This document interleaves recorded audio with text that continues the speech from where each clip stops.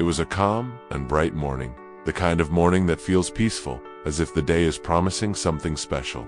The sky was painted blue, with soft sunlight warming the rooftops. From a quiet house in a normal neighborhood, a young man stepped outside. His name was Jae-Yeon-jo. Dode in his hand, Jae-Yeon-jo held a bicycle. It wasn't just any bike, it was a fixie. A fixed-gear bike, simple in design, without the usual features most modern bikes have. No gears, no brakes, just pedals, tires, and speed. It was old, and for many people, unusual. Jae-Yeon-jo mounted the bike, adjusting his position. With one smooth motion, he pushed off the ground and began pedaling. His expression was calm, even uninterested. It seemed like just another normal ride to school, but the way his legs moved, fast, smooth, powerful, told a different story. As he pedaled down the street, other students were on their way to school too. Most were walking in groups, chatting casually, carrying their bags, but they all stopped when Jae-Yeon-jo sped past them. A blur of motion. The wind followed behind him.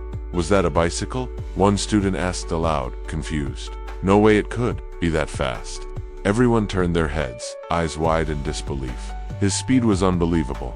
It was like he wasn't riding on the road, but flying just above it. His legs never stopped moving.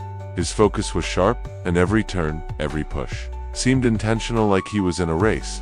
A real race. Not just going to school. The sidewalk, the road, the people, none of it seemed to slow Jae-Yeon-jo down. He passed every single person in front of him without effort. He didn't look around. He didn't smile. He was in his own world, and in that world, he was the only one moving. Soon, the normal roads gave way to something else. A slope, a steep hill that dropped sharply into the next part of town. At the bottom of the hill, a group of cycling enthusiasts had gathered. They stood in a small crowd, all sharing a deep love for bikes. They weren't just casual riders, they were serious about it. Among them stood TJ Kim from Mountain High School. He stood tall, confident, dressed sharply. His bicycle stood next to him, a carbon frame masterpiece, the kind used by professionals. Light, expensive, and designed for high performance. He looked like someone who came from money, and his bike reflected that. The others listened to him speak, clearly respecting him. The riders were busy talking, comparing bikes and gear, when suddenly, they noticed something at the top of the hill. A figure had appeared, a lone boy standing quietly with a bicycle. It was Jae-Yeon-jo. Everyone looked up, confused. Some squinted to see clearly. Then, the shock hit them. He's on a fixie, someone muttered. There was silence. A fixed gear bike. No gears, no brakes. On this hill, he's not actually going to ride down that, is he? Another voice said. The idea seemed insane. The hill was steep, curved, and dangerous. For a normal bike with gears and brakes, it would already be risky. But for a fixie, it was unthinkable. No one in their right mind would try it. But Jae-Yeon-jo didn't hesitate. He stood at the edge, looking down calmly. The wind caught his hair. His hands gripped the handlebars tightly.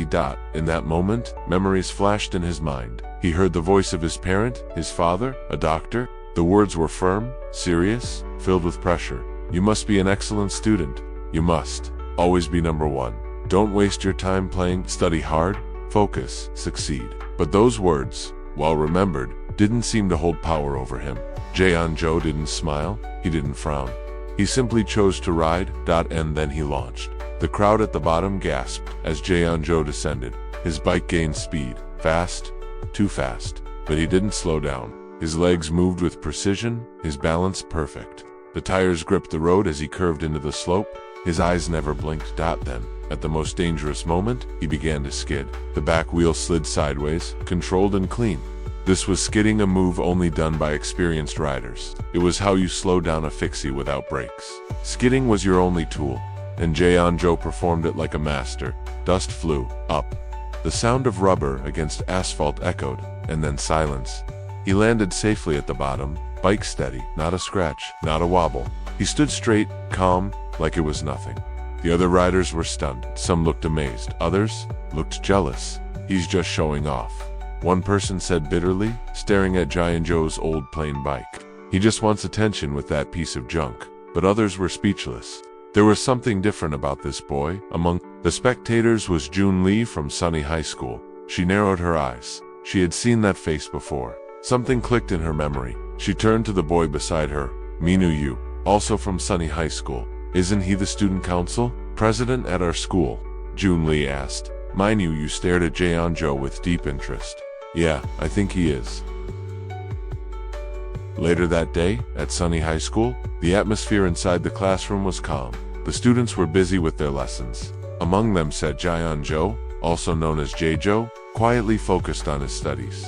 He looked calm, serious, his attention locked onto the pages of his book. His posture was relaxed but determined. He looked like someone who wanted to stay unnoticed. Next to Jae-jo, a girl named Mia sat at her desk. Her eyes weren't on her own textbook. Instead, she glanced sideways at Jae-jo every few seconds, observing him silently. She seemed curious about him, studying the way he read, the way he kept to himself as she watched him. Her friend Yuna walked up and leaned down toward her with a playful expression. "Is the student council president, Jae-jo, treating you well?" Yuna asked, smiling teasingly. Mia smiled slightly and answered, her voice light, and the two girls started chatting casually. Their conversation was filled with small giggles and whispers. The mood was relaxed until something interrupted them. Outside the classroom, there was a sudden stir. The sound of multiple girls' voices grew louder. Laughter, squeals, excitement. Someone was arriving, and he was clearly a big deal. A tall boy entered the room, followed by a small crowd of girls who looked excited to be near him. His name was Manhwa.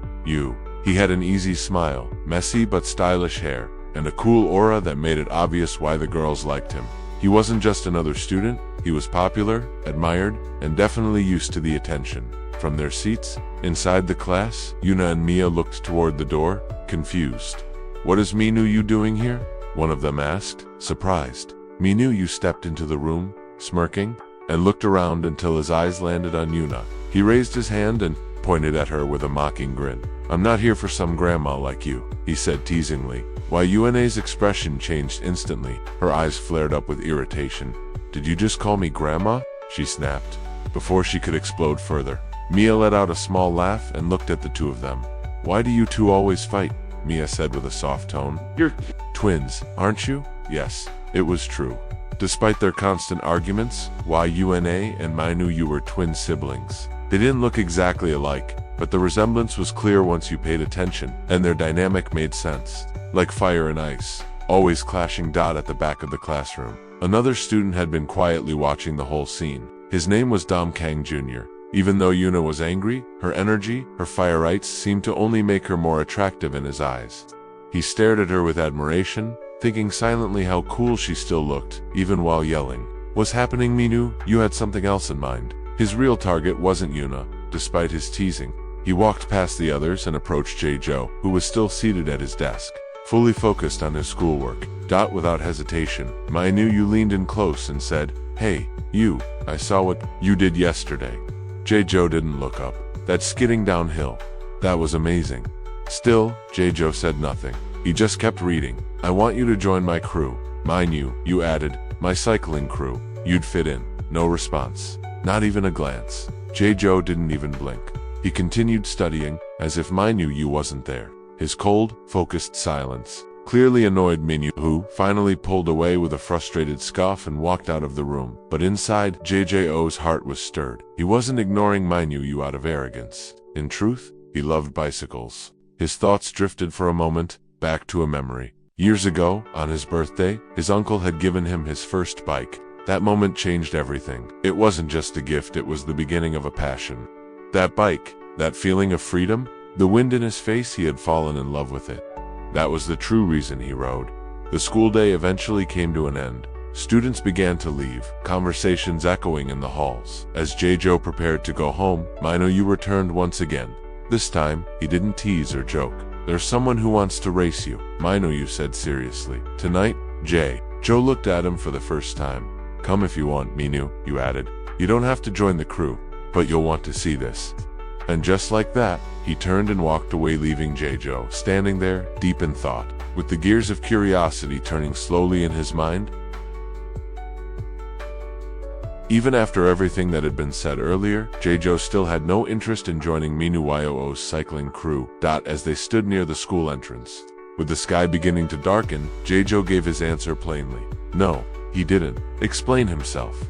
He didn't get angry. He simply turned to walk away. But Manhwa wasn't finished. With a sly grin, he raised his voice just enough for Jae-jo to hear. "Well, that's too bad," he said casually. "I guess you're not interested in hearing what TJ Kim said about your bike." That made Jae-jo pause. He was talking trash. Manhwa, you continued. Kept going on and on about your old fixie. Said it's a piece of junk. Said you're just showing off because you don't have a real bike. Still no reaction from J-Joe, but his hand tightened slightly around the strap of his backpack. Manhwa, you looked at him carefully. You know, he added, I don't really care what kind of bike someone rides. Carbon, alloy, steel, fixie, it's just parts. What I do hate is people who think specs decide everything. That attitude, that needs to be crushed. He took a step back. I'm not forcing you, Manhwa, you said, lifting his hands. Come, if you want. Don't come if you don't. I just thought it'd be fun to see the look on TJ Kim's face when he loses. He gave J-Joe a slight nod and turned away. But just in case, if you change your mind, we'll be at Green Park. Tonight, as the moon rose over the city, Green Park came to life. It was a wide open area surrounded by trees, hills, and winding paths, a perfect place for a secret night race. Street lamps buzzed dimly, casting gold pools of light. The cool evening air buzzed with excitement. Groups of teenagers had gathered. Most of them were riders, wearing hoodies, gloves, sneakers, helmets, ready to race, ready to watch. Their bikes leaned against fences and trees, shining under the park lights. The hum of conversation filled the space, but everyone was really here for one thing. Speed. Manhwa was already there, leaning against a railing with a calm expression. Beside him stood Jun Lee, watching the crowd silently with her arms crossed. She looked composed, but her eyes were sharp, scanning the people around her. Suddenly, the crowd shifted. TJ Kim had arrived, dressed in sleek gear, his posture confident. TJ Kim approached with his signature carbon frame bike glinting under the lights. He smirked as he spotted Manhwa. You still waiting? Huh, TJ Kim said. Looks like your little schoolboy's not showing up after all. He laughed and looked around as if expecting applause. A few people nearby chuckled nervously. You sure he wasn't just scared? TJ Kim added. But before Manhwa could respond, the sound of tires rolling softly across pavement caught their attention. A figure walked into view, pushing a simple fixie, wearing a hoodie with the hood up. Quiet and unnoticed, J-Joe had arrived. He didn't say a word. He didn't look at anyone. He stopped near the group, lowered the hood from his head, and looked around briefly. Then, his eyes locked forward as he calmly asked, Who's my opponent? No greetings, no small talk, no hesitation. The crowd fell into a hush. A small group of riders had already finished marking the race route. They had placed people with flashlights at certain key points, sharp turns, intersections, blind spots, so the riders wouldn't get lost or crash. The course was short, but dangerous. Only the confident dared ride it at full speed. The matchup was clear. Now TJ Kim versus J-Joe. Both riders moved into position. They stood at the starting line, bikes ready. TJ Kim glanced at J-Joe with a mocking smile, but J-Joe's face didn't change. He was completely focused. The crowd moved back, giving them space. One of the race organizers stepped forward. He raised his hand, holding a small gear cog. The racers lowered their bodies into position. Hands on handlebars, feet on pedals. The gear was dropped. Clink. And, just like that, the race began. The race between J-Joe and TJ Kim had officially begun. As soon as the gear hit the ground, TJ Kim surged ahead just as expected. His bike, a top-of-a-line carbon frame machine, accelerated smoothly and instantly. It was built for speed, built for precision, and in the opening seconds, it gave him a clear advantage. With a confident smirk on his face, TJ Kim glanced over his shoulder and shouted, That scrap bike of yours can't even touch me. The crowd, watching from the sidelines, gasped as TJ Kim widened the gap. His pedaling was controlled and sharp, his movements smooth and professional. Everything about his posture said he'd done this 100 times before, but J-Joe said nothing. He simply lowered his body and pushed harder. His legs spun with brutal intensity. The chain on his old fixie tightened, the crank rotating like a blur. The lack of gears didn't stop Jim, in fact. It only seemed to fuel him. Every inch of pavement was claimed through pure effort, and slowly the gap began to close. TJ Kim's smirk faded. He's catching up, he muttered under his breath. He clenched his teeth. He didn't like that, not one bit. Then an idea came to him, a dirty one. As he neared the edge of a narrow section of the route, TJ Kim shifted his weight and kicked out hard, his foot smashing into one of the traffic cones that had been placed to mark the lane. The cone flew directly into J-Joe's path. It hit the ground, tumbled, and rolled right in front of him, forcing him to swerve sharply. For a second, J-Joe looked like he was going to lose control, and just ahead a parked car sat at the edge of the route. The crowd screamed, He's gonna crash. He can't stop. But Jejo didn't slow down. Instead, he launched himself with perfect timing and zero hesitation. He pulled up his front wheel, lifted his body, and hopped cleanly over the car, landing on the other side with both wheels hitting pavement like thunder. Gasps erupted from every direction. He jumped it. No way. He jumped the car. Now, with even more momentum from the descent, Jejo accelerated again, his breathing steady. His eyes locked on the rider ahead. And now he was right behind T.J. Kim. The next section of the route was one of the most dangerous. A tight, downhill turn where riders were expected to brake hard to avoid flying off the path. T.J. Kim, having no choice, began to brake. His back wheel skidded slightly as he slowed, just enough to keep his line safe. But behind him, Jejo did the opposite. Didn't brake. He leaned into the turn. His speed increased, and then he drifted. The entire back wheel swung out in a controlled slide, his body angling so low it nearly touched the pavement.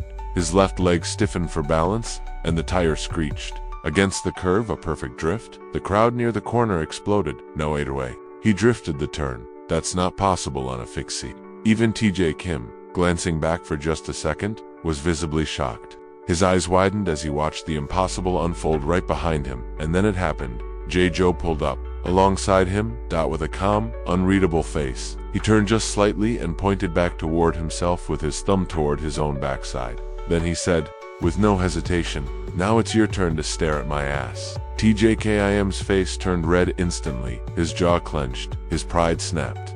"You little..." Anger surged through him as he dropped his body lower and started pushing himself to the limit. Every muscle in his legs tensed, and he began pedaling, harder than ever before. His carbon wheels spun fast enough to blur, and sparks practically flew from his tires. He wasn't going to lose. Not to this guy, not to a fixie, not to someone riding a scrap bike. The final stretch loomed ahead. The battle had just become personal. As the race neared its peak, Jejo pulled slightly ahead, his voice calm but sharp. "Let's finish this in 4 minutes," he said, without even turning his head. The way he said it wasn't just a challenge, it was an insult. T.J. Kim clenched, his jaw tightly. He was beyond frustrated now. His face was twisted in anger, and the grip on his handlebars tightened. He was sick of this kid, sick of that cocky attitude, sick of being taunted by someone riding an old brakeless fix, i.e., so he pushed harder. Their bikes flew down a steep downhill section of the course. The wind roared past their ears. Trees blurred into streaks of green on both sides. Neither of them slowed. There was no room for hesitation now, only raw speed. They were at their maximum velocity, pedals spinning like turbines, tires whistling. Against the pavement, neither rider gave an inch. At the end of the slope, a tight turn waited, sharper and more dangerous than any turn so far. Jejo reached it first. And without slowing down, he drifted again. But this time, the road wasn't flat. The slope dropped sharply just before the corner, making it nearly impossible to control. As his bike began to slide, Jejo extended his leg and kicked the guardrail, a precise move to stabilize himself mid-drift. The metal railing shook violently from the impact, but Jejo stayed balanced. Riding the curve out like it was part of a skate park, he made it. Barely. The spectators watching from above screamed in disbelief. He kicked the rail. He didn't even slow down. That's insane. But behind him, T.J. Kim had no such option. He wasn't used to drifting. His carbon bike wasn't made for it. As he approached the turn, panic started to set in. He pulled the brakes as hard as he could, but it was too late. The momentum from the steep downhill was too powerful. His tires screeched, but they didn't grip the road enough. The bike couldn't stop. With a sickening crack, T.J. Kim crashed straight into the metal guardrail, his body slamming hard against the barrier. The sound echoed across the park. His bike twisted underneath him. His helmet cracked slightly at the side. Gasps filled the air. Someone yelled. He crashed. From the road ahead, Jejo looked over his shoulder for a moment. He saw the wreck. He saw T.J. Kim sitting on the ground, half conscious, clearly injured. But he didn't stop. He didn't even hesitate. He just turned his eyes back forward and muttered, under his breath, "Loser." And with that, he kept riding. Down the final stretch. .com/steady, alone. When Jejo reached the finish line, there was no applause, just silence. Everyone stood frozen, trying to process what they had just seen. Jejo coasted to a stop. His hoodie flapped gently in the wind. His chest rose and fell with quiet, steady breaths. He wasn't tired. He wasn't even smiling. Mind you, standing near the finish, stepped forward in disbelief. "Where's TJ?" he asked. "Did he crash?" Jejo didn't even look at him. He Just walked past, said plainly. From now on, don't bother me with these trash races. Mind you said nothing. He stood frozen, eyes wide. Just then, commotion rose from behind. The crowd turned there, slowly making their way to the finish. Line Junli appeared, carrying someone on her back. It was TJ Kim. Blood trickled down the side of his face. One arm dangled loosely, and his breathing was ragged, but he was conscious barely. People gasped. Is that TJ? What happened to him? Manu, you rushed forward. What happened? Junli, her face serious but calm, didn't answer. She gently set TJ Kim down near the sidewalk, and then TJ Kim, shaking with pain and rage, lifted his head and screamed, "Bring that bastard to me." That evening, as the city began to quiet down, the skies above were painted a soft shade of deep blue. The warm lights from homes flickered gently, and distant cars hummed along the road. Jae-jo rolled up in front of his house. The building stood there silently, motionless under the dim glow of the street lamp. No sounds came from inside. The windows were still, the porch lights glowed, but the air felt oddly still. He opened the door and stepped inside. For a moment it seemed like no one was home, but then he was greeted by a sharp, serious voice. "You're finally back?" Standing there, arms folded, eyes narrowed, was his younger brother Jo-K. Though younger in age, Jo-K always acted like the older sibling. His expression was stern, almost parental. "You shouldn't be out this late," he began, already halfway into a lecture. "I know what you're doing, Hung. You're still messing around with that bike, aren't you?" Jae-jo didn't respond. "Have to start taking things seriously," Jo-K continued, walking across the room with tight, scolding steps. "College is coming. You need to focus. You need to grow up a little. Stop wasting time riding like some street punk. When will you start thinking about your future?" There was a weight in his words, seriousness that didn't match his age. For a moment, Jo-K really did sound like a wise adult, mature, responsible, strict, but then something changed. From the living room, a familiar sound chimed from the TV. "Meow, meow, it's kitty time." The colorful jingle echoed through the house. And instantly, the maturity dropped from Jo-K's face. His eyes lit up. His expression softened into pure joy.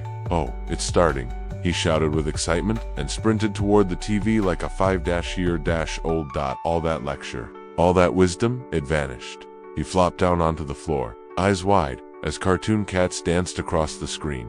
"So cute," he whispered, clapping his hands like a child at a petting zoo. Jae-jo just stood there, watching the complete transformation of his little brother with blank amusement. He shook his head slightly and turned away. He walked into the bathroom. The light above the mirror flickered on. He stood there quietly, looking at his own reflection.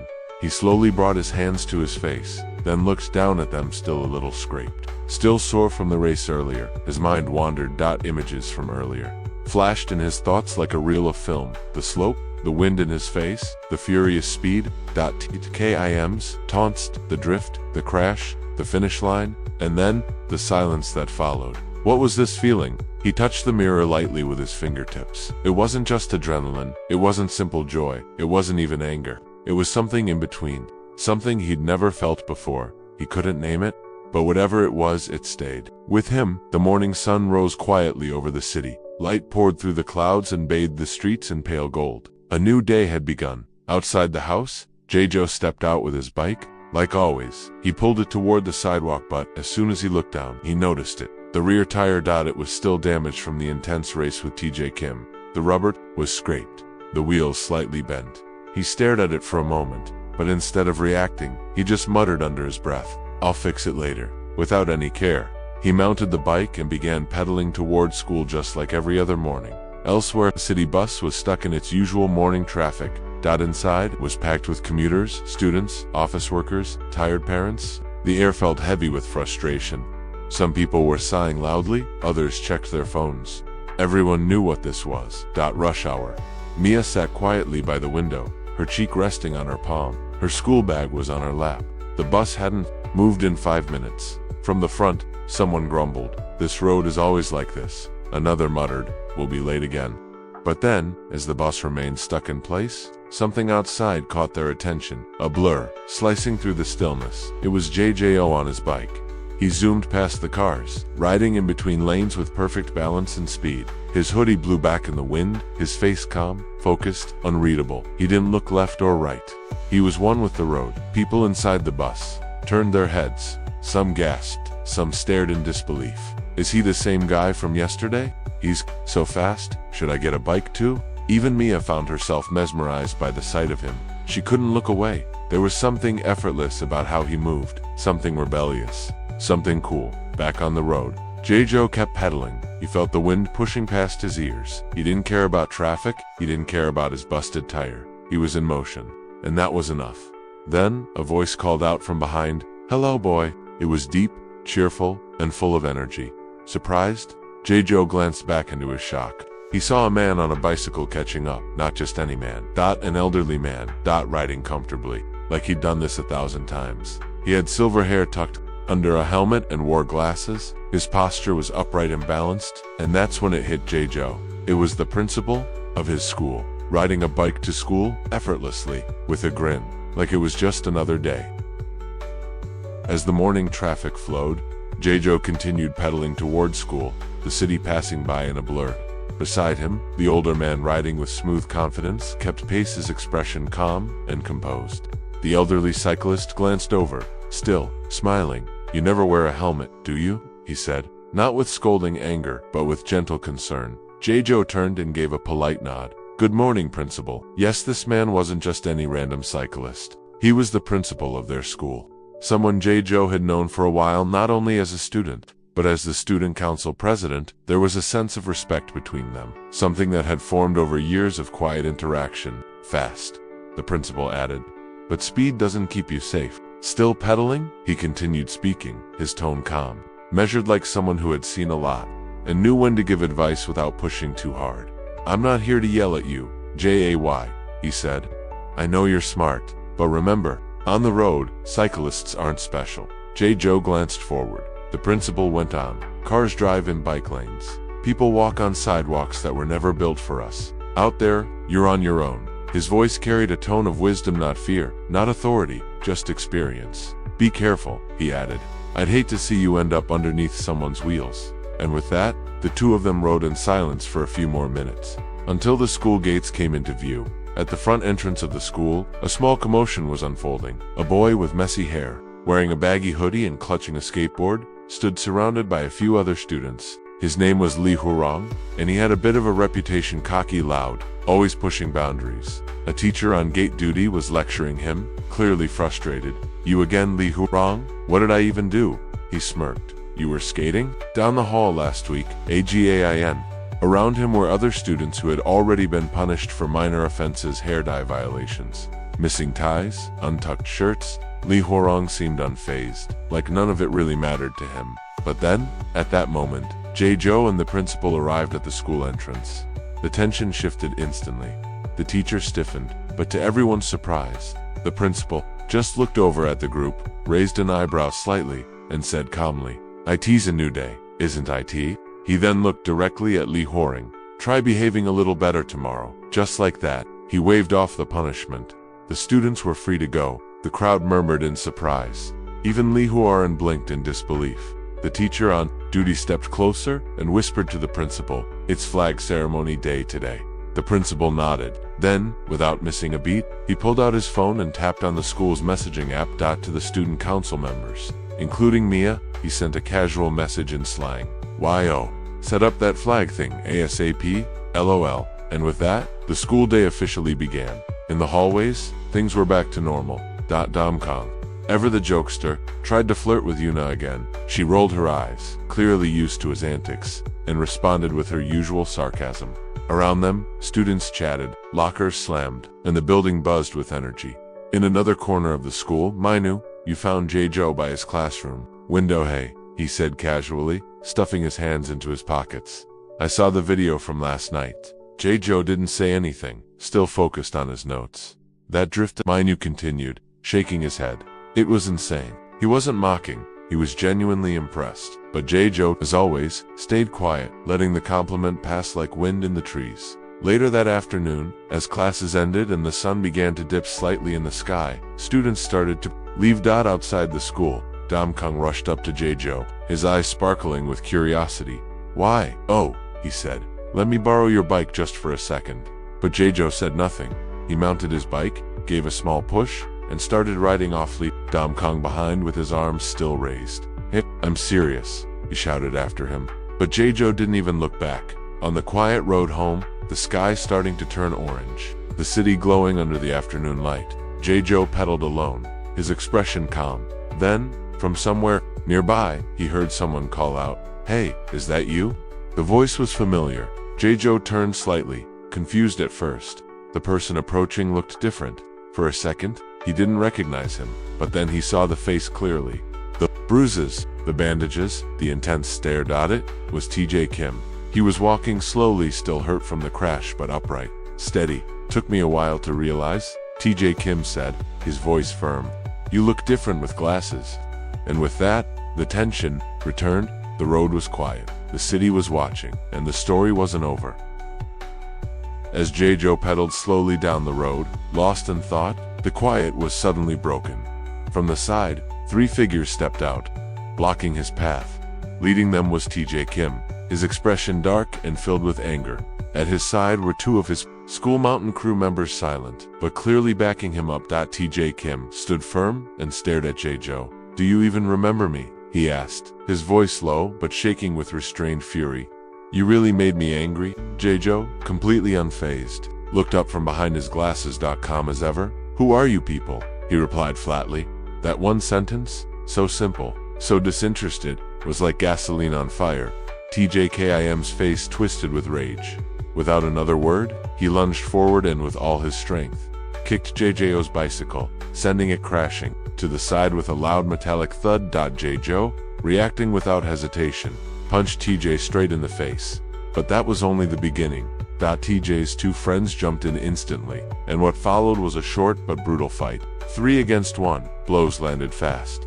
Even though Jae-jo had thrown the first punch, he couldn't stand up to all 3. He was overwhelmed. He was beaten down on the ground. Bruised and breathless, Jae-jo had lost. From across the street, Kang had just finished school and was walking home when he spotted the scene. His eyes widened when he recognized Jae-jo, surrounded, bloodied, and beaten. And the attackers, TJ Kim and his friends. Without thinking twice, Kang dropped his bag and stormed forward. He pointed directly at them. "Hey," he shouted. "You guys look full of energy. How about you try me instead?" TJ Kim turned, annoyed, wiping his mouth from the punch earlier. "You want to fight too, you clown?" he growled. But before he could charge, one of TJ's friends grabbed his arm and leaned in, whispering something in his ear. Whatever was said changed everything. TJ's expression stiffened. He paused. He looked at Kang again more carefully. This time, something had clearly clicked. A realization, a name he hadn't matched before. That guy. He's dangerous,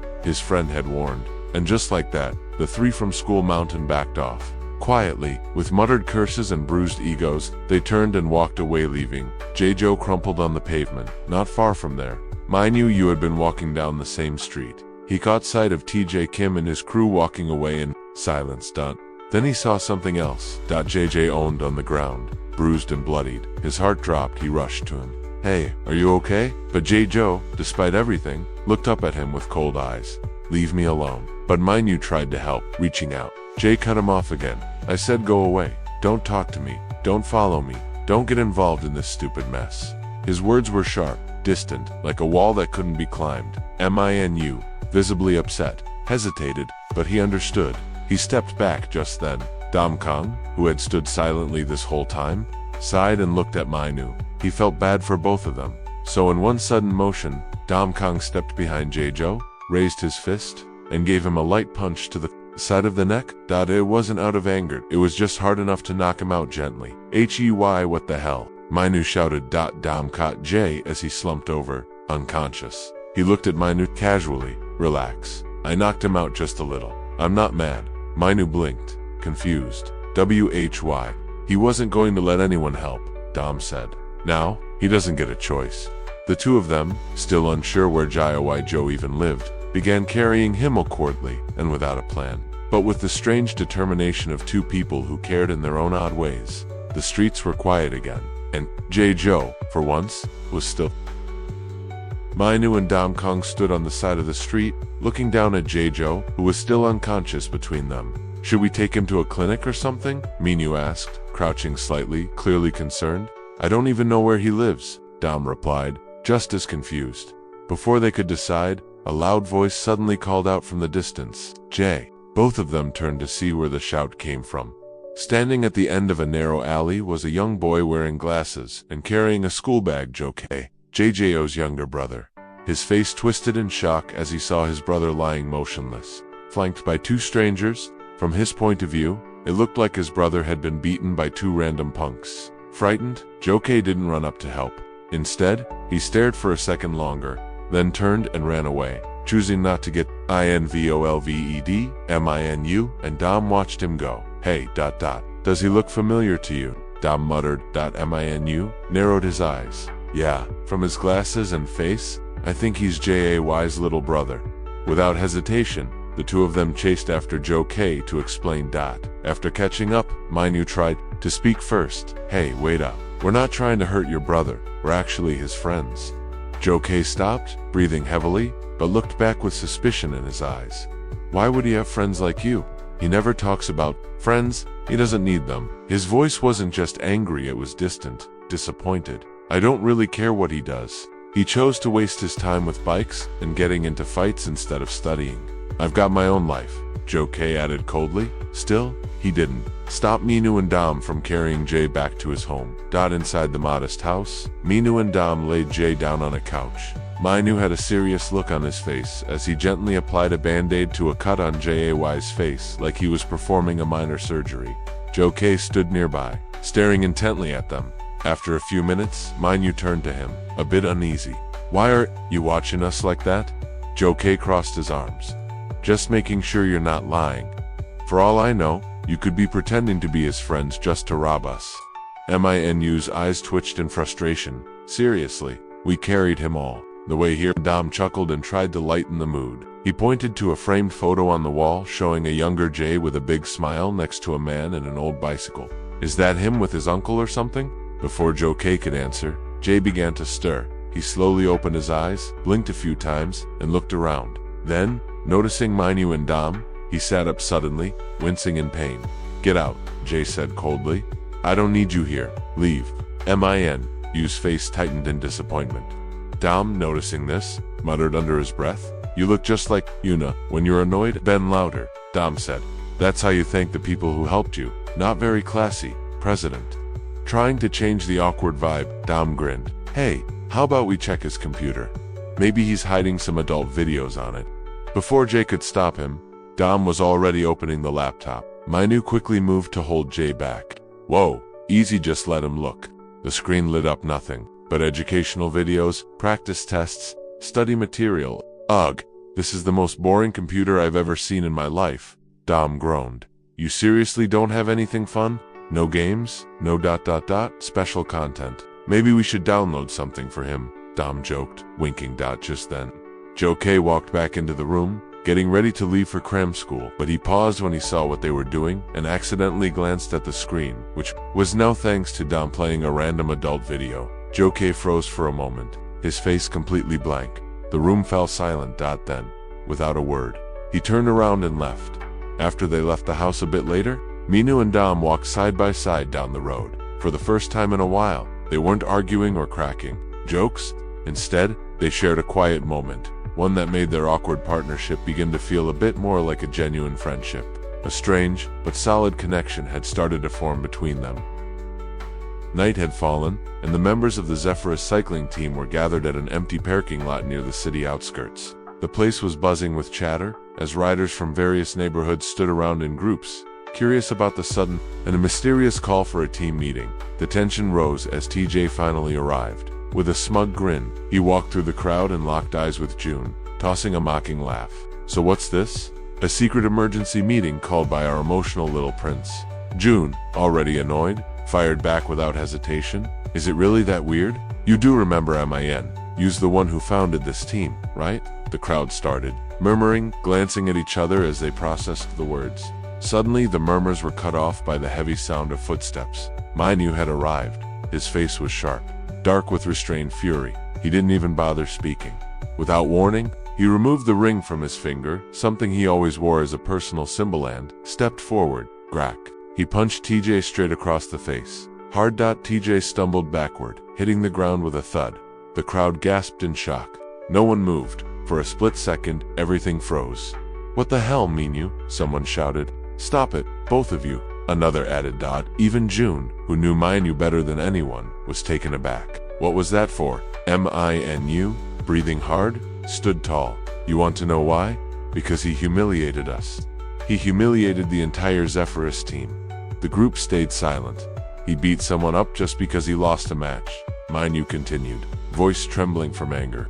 We raced to get better, not to throw tantrums like children when we lose. TJ, now standing back up and wiping blood from his mouth, snapped back. He hit me first. The mood shifted. Eyes turned to Minu, confused. Some looked unconvinced. That's when TJ began his psychological game. He stepped forward, speaking louder now. And this is our leader. Calls us in the middle of the night with no explanation. Hits me in front of everyone without hearing my side. Do we really want someone like that leading us? A few of TJ's friends joined in, adding fuel. He always acts like he's better than everyone else. He only cares when he wants to. He plays favorites. The crowd's energy turned. Doubts spread like wildfire. A few heads nodded in agreement. Minu clenched his jaw, refusing to back down. But the atmosphere had shifted. Then TJ took it a step further. You want to prove who's right? Let's do this. A 3 versus 3 race. Losers leave the team. The crowd responded with surprise and excitement. But Minu responded calmly, yet firmly. Fine, but I don't need 2 more. I'll race alone against you 3. A ripple of gasps went through the crowd again. June immediately stepped up. No way, you're still recovering. I'm racing with you. The crowd turned to see who would join the 3rd spot on their team. Silence. No one moved. No one volunteered. Some looked away. Others just watched with uncertainty. It was clear no one else was willing to stand with Minu.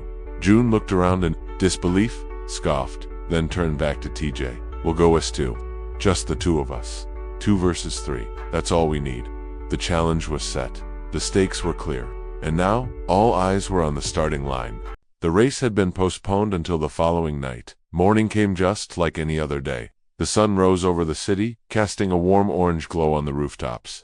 At a certain school, the air was filled with the usual chaos. Students shouting, rushing through the gates, slamming locker doors, and stumbling into their classrooms with half-finished homework in hand. But in one particular classroom, something very unusual was happening. All 7 Dragon Balls had been gathered on a shimmering altar at the front of the room. The sky outside turned an ominous shade of black, swirling with clouds. Thunder crackled. And then from the center of it all rose a massive ancient dragon, its body coiling through the sky like a divine serpent, eyes glowing with immense power. Its deep, rumbling voice echoed across the heavens. What is your wish, human? Before it stood a trembling boy, his knees wobbling as he clutched the hem of his school uniform and bowed. I want to be tall, please. Tall enough so girls will finally notice me. The dragon's glowing eyes narrowed, its jaw opening to speak. Shin-young, wake up. A loud slam broke the dream, followed by a sharp jolt. Shin-young blinked, awake, nearly falling out of his desk. Drool had slightly smeared his notes. Where did the Dragon Balls go? He mumbled. Grog ly. Next to him. A girl, clearly someone who had known him for years, crossed her arms and stared down with exasperation. Another dream about being tall, she sighed. How many times a week do you have the exact same wish, Shin? Young laughed sheepishly, rubbing his neck. Well, if I were taller, maybe I could join the bike team, and maybe girls wouldn't ignore me anymore.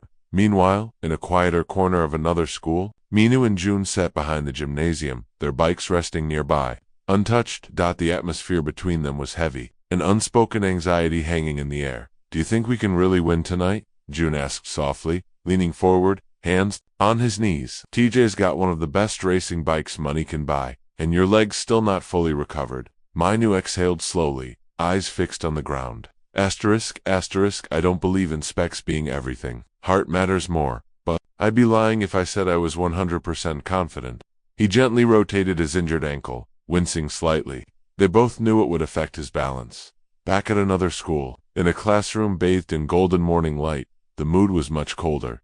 Joe sat at his desk, a quiet island amidst the noise of chatting students. His arms were crossed, eyes blank, his face still showing the bruises and cuts from the fight. From the side, Mia slowly approached with a pack of tissues in hand. She said nothing at first, only gently placing them on his desk. For your wounds, she said softly, her voice barely above a whisper. But Joe didn't even look at her. He shifted his gaze toward the window, emotionless. Distant Yuna, watching this from the row behind, grew irritated. Seriously, even when someone actually cares about you, you treat them like they don't exist. Dom Kong, sliding into the conversation like he always did, added with a grin, "Bro, I'm telling you, you don't need bandages, you need a therapist, and like a whole emotional reboot."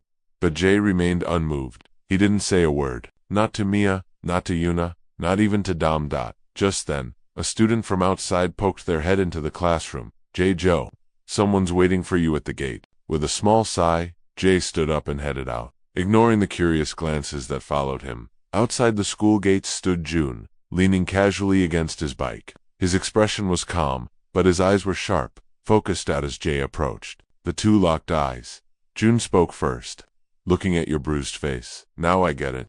That's why MANHUA punched TJ last night." Still, Jay said nothing. June continued without hesitation. "I want you to race with us tonight. It's TJ and his two guys versus just me and MANHUA." Jay let out a small scoff. "And what's that got to do with me?"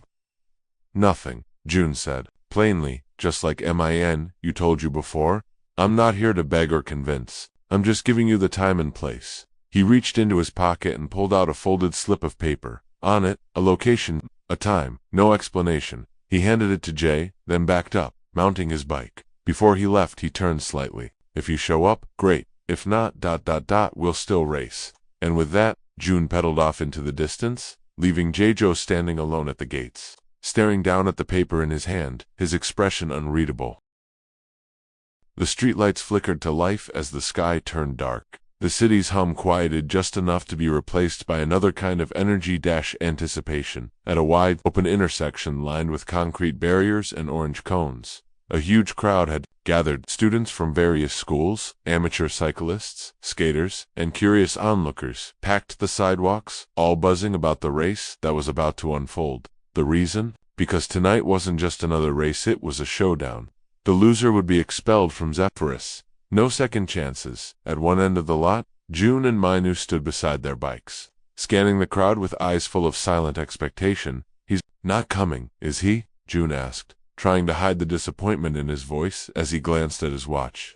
It was 8 p.m. MANHUA let out a quiet sigh, shoulders relaxing not in relief, but in resignation. "Guess not. We'll have to do this 2v3. June nodded slowly, gripping his handlebars.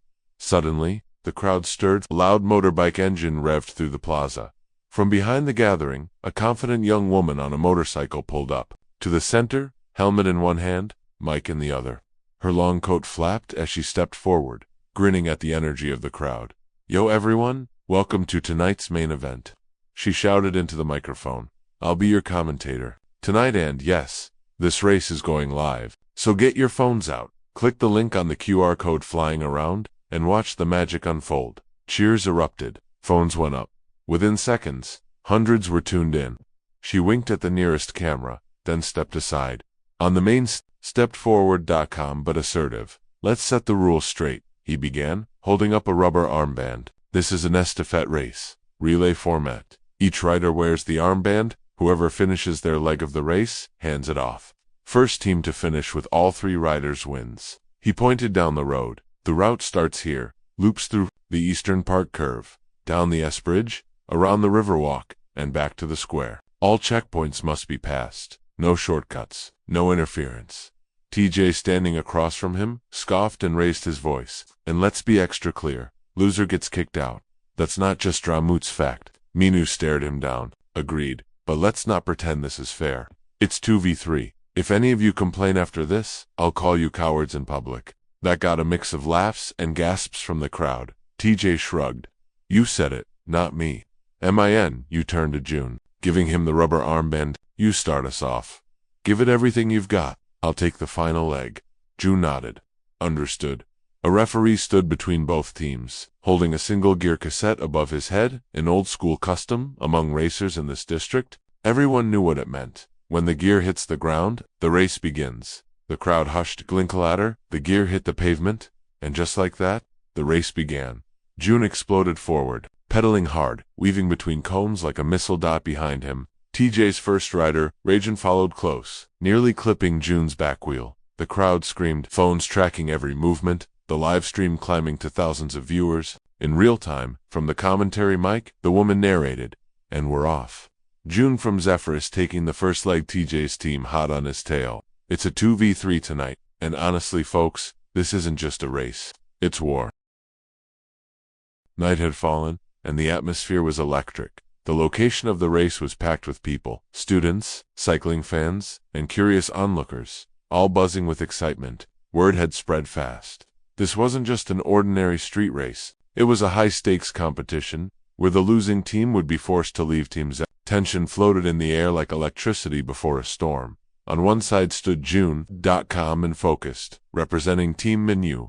On the opposing side was Hu Zhongmin, fierce and aggressive, riding for Team TJ. They both knew what this meant. Pride, leadership, and membership in the team were all on the line. The countdown was given. The rules had been explained. This was a relay race. Each rider would carry a symbolic armband, to be passed to the next member of the team at specific checkpoints along the track. The moment the signal dropped, a bicycle, gear thrown into the air and hitting the ground, the race began. Both June and Hyung-min launched forward, their bikes thrusting ahead like arrows from a bow. The tires screeched, their pedals spun furiously, and the crowd erupted. They quickly reached blistering speeds to 43 kilometers per hour. Their bodies leaned low, cutting through the wind, every movement calculated for speed and control. Ho Young-min pushed with raw energy, muscles tense, eyes locked on the path ahead. His legs pumped like pistons, propelling his bike forward with sheer force. For the first leg of the race, he led. His teammates and supporters shouted in approval, cheering him on as he took the early lead. But behind him, June was no less impressive. Instead of fighting head-on, June used his brain. He took a tactical position, riding right behind Hyung-min, carefully entering the slipstream. This technique allowed June to ride in the air pocket, created by the rider in front, reducing drag and conserving energy. It was subtle, but incredibly effective. June's legs moved smoothly, his breathing was measured. He wasn't wasting strength, he was waiting for the right moment, and Hyun-min could feel it. The pressure, no matter how fast he went, the shadow of June stayed right behind him, unshaken, steady, and silent. The pressure built. Hyung-min began to feel the psychological weight of being chased. His rhythm started to break slightly. Then the moment came. As the two approached a steep uphill section, Hyung-min hesitated for just a fraction of a second. His form slipped. He left a small gap between him and the side railing, just enough for a skilled rider to take advantage. June seized the moment. With perfect timing, he pulled to the side, surged forward, and overtook Hyung-min, taking the lead right as they began climbing the hill. The crowd watching the live stream through their phones gasped. The commentators shouted in excitement. It was a clean, calculated move, a masterstroke. Now, June was in front, climbing the hill with power and control. Further along the course, the second riders of both teams waited for the handoff. On Team MANHUA's side stood Minyu, the team leader, serious, composed, but hiding pain in his legs from a recent injury. On the other side stood Kim Gi-won, cocky and eager, ready to strike. They could hear the approaching sounds. First the hum of tires, then the cheering crowd. The race was nearing their checkpoint. Some of Kim Gi-won's teammates whispered to him, fueling his ego. "It's probably Hu Zhongmin in the lead," they said, hoping to rile him up. "You better not screw this up." But then June appeared first, gliding forward, sweaty but strong. He reached the checkpoint. Minyu smiled at Kim Gi-won, a confident, almost taunting smile. With no hesitation, Minyu reached out, took the armband from June, and said smoothly, "See you at the finish line." Without waiting for a reaction, Minyu took off, his tires screeching as he sped down the track. The next phase of the race had begun.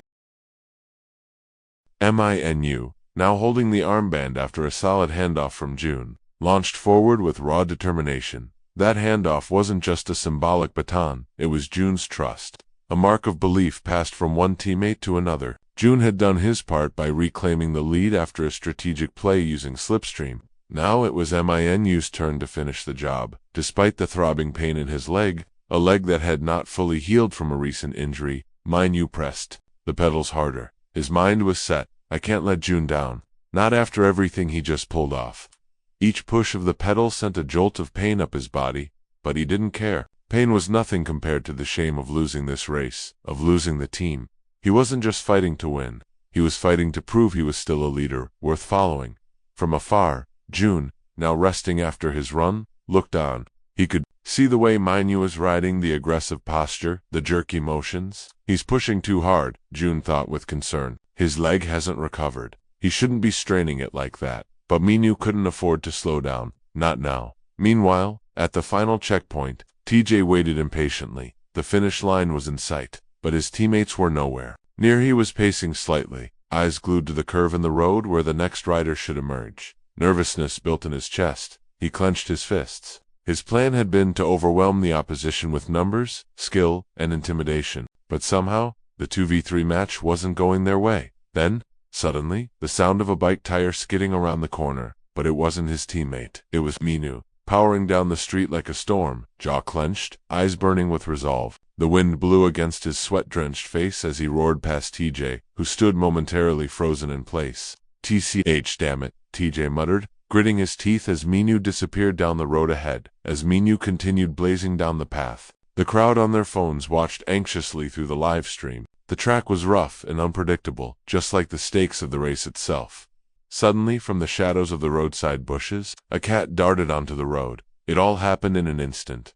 The creature's small body flew into Manhwa's path. Without thinking, Minu jerked the handlebars violently to avoid hitting it. His injured leg, now taking the full weight of the motion, buckled from the strain. A flash of pain surged through his body. The bike twisted out of control.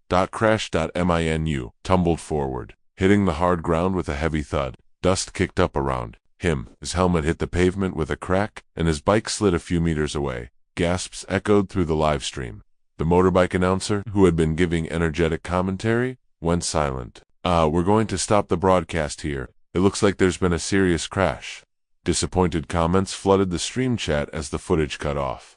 Viewers left wondering what had just happened and how it would end. On the street, TJ turned the corner. He saw Minu laying motionless, his bike beside him. For a second, he paused. Then, with a mocking smirk, he chuckled and said coldly, "Huh, I knew it. That limp of yours would give out eventually. I guess I'm just lucky today. Serves you right, you cripple." He stepped forward, almost walking past, but then something changed in the air. The wind picked up slightly. A shadow approached, faint and blurry at first, emerging through the dusty aftermath of the crash. A voice, quiet but sharp, broke the silence. "Why are you lying on the ground like a coward?" Minu's blurry vision tried to focus on the figure. It was someone he recognized. Joe.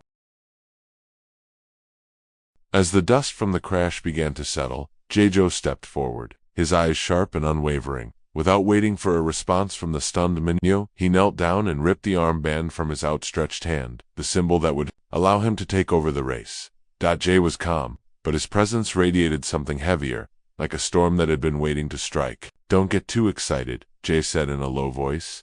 "I didn't come here to save your race. I came here to get payback for what happened yesterday." He stood up straight, placing the armband on his own wrist as he turned his gaze toward the course. Behind him, Minu, still on the ground, but smirking despite the pain, tossed his helmet toward Jay, who caught it midair. "Take it," Minu said, voice slightly strained, "and don't lose. You've got something to prove, right?" Jay looked down at the helmet in his hand, then narrowed his eyes with disgust. "TCH. Do I seriously have to wear this? It smells like your armpits," he grumbled. But despite the protest, he strapped it on, ready to launch himself into the final leg of the race. Far ahead, TJ was already sprinting down the track, the finish line not far from view. In his mind, the outcome was already decided. They had the numbers. They had the better bikes. And now Minu was out of the game, injured and humiliated. "It's over," TJ thought confidently, but then, he heard it. The sound of gears spinning rapidly behind him, a subtle, sharp hum, like the growl of a beast gaining ground. He turned his head slightly to glance behind. What he saw made his heart skip a beat. Joe coming like a bullet, aggressive, relentless, unshaken, like a mad hunting dog with eyes locked on its prey. TJ's confidence wavered. No way, the kitty wasn't even supposed to be here. His heart rate spiked, but he clenched his jaw and leaned forward, determined to push harder. There wasn't much road left, just one steep downhill section, followed by a sharp, final curve. He had to stay in front. As the descent began, TJ suddenly hesitated. He flashed back to a memory that early, painful accident when he had misjudged a downhill curve and slammed into a barrier. The fear gripped him. He began to squeeze the brakes, his speed dropping as caution took over. But behind him, Jay showed no such hesitation, no fear, no break. He dove into the downhill with full speed. The bike roared like thunder beneath him, tires barely kissing the asphalt as gravity pulled him faster and faster. As they reached the bottom of the descent, the most dangerous part of the course, Jay executed a move that left every viewer breathless. rock walk, with precision and insanity in equal measure. He spun his bike 180 degrees, pivoting on the front wheel. Rubber screeched against pavement as the rear swung wide, his entire frame rotating in a tight slide, inches from the curb. TJ, who had slowed for safety, looked up, eyes wide in horror. "He's insane," TJ shouted. "Who does a rock walk after a downhill like that?" The answer, J-Joe. As his tires straightened out, he landed clean, momentum intact, and swung his bike sideways, skidding to a stop directly in front of TJ, blocking the road. The audience gasped. Even the commentator who had just resumed the stream fell silent. TJ's bike jerked. He nearly crashed trying to stop in time. Now face to face with the person he had once mocked and beaten, TJ looked up, and what he saw in J-Joe's eyes wasn't anger, it was dominance, and for the first time in the match, maybe even in a long time, TJ felt true fear. J-Joe stood in the middle of the dark, empty street. The cool night air pressed against him as streetlights flickered above, casting long shadows over the pavement. In the distance, the sound of approaching wheels grew louder. It was TJ racing toward the final stretch, unaware of what awaited him as he came around the final corner. TJ's face shifted from relief to disbelief. There, blocking the road, was the very person he least expected to see again tonight. J-Joe, with a fierce and unmoving presence. Jay wasn't there as a spectator. He had stepped into the race and into TJ's path, not for the team, not for pride, but for a personal reckoning. Forced to stop, TJ slammed on his brakes, the tires screeching against the road. His body tensed, jaw clenched with frustration. His anger wasn't just from being interrupted, it came from confusion.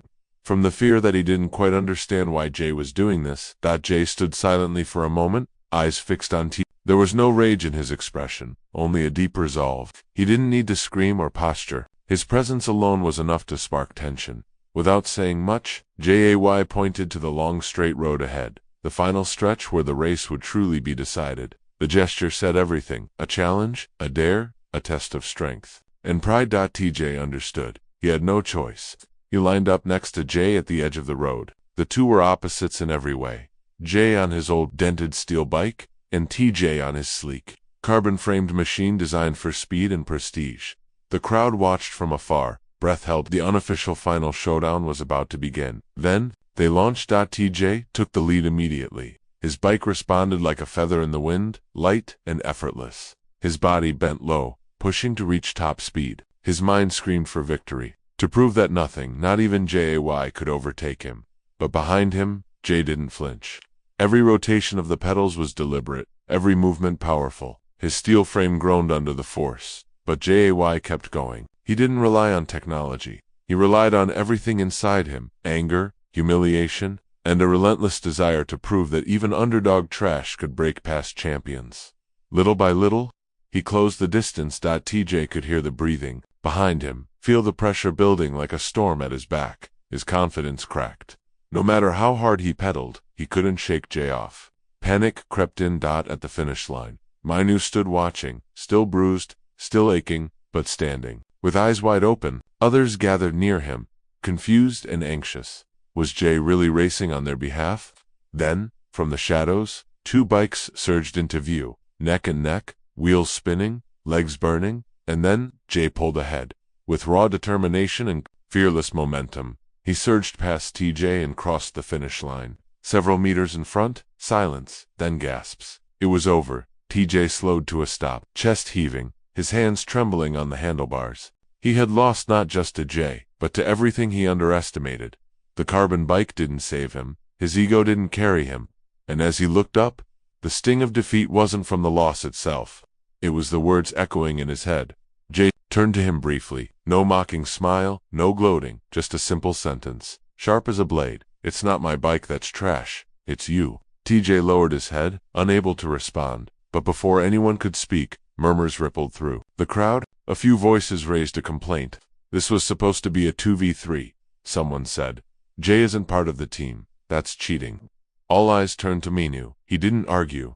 Instead, with quiet determination, he reached up to his arm, grabbed the Zephyrus badge, and tore it from his jersey. The sound of the fabric ripping was small, but it echoed louder than anything else that night. He dropped it to the ground and spoke.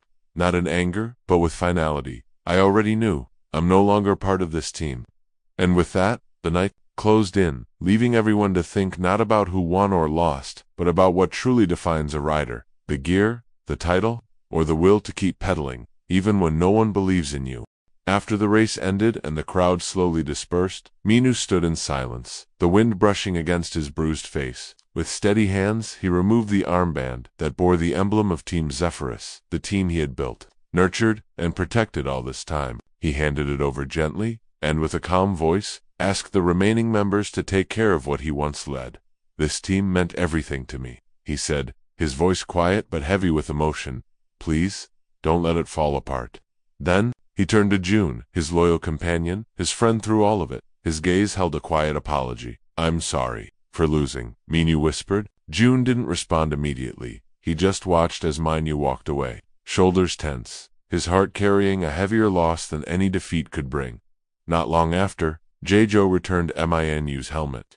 Without much exchange of words, he simply handed it back and turned away, disappearing into the night like he had appeared with purpose. And Mystery. The commentator, the biker woman who had been broadcasting the race, narrowed her eyes as she caught a glimpse of Jay's bike. Something about it felt familiar, as if the frame, the build, the feel of it belonged to someone she once knew. Her curiosity sparked, but she kept her thoughts to herself. Meanwhile, TJ, though technically the winner, stood in bitter silence. Victory never felt so hollow. The glory he'd imagined was drowned out by shame. He hadn't beaten Jay.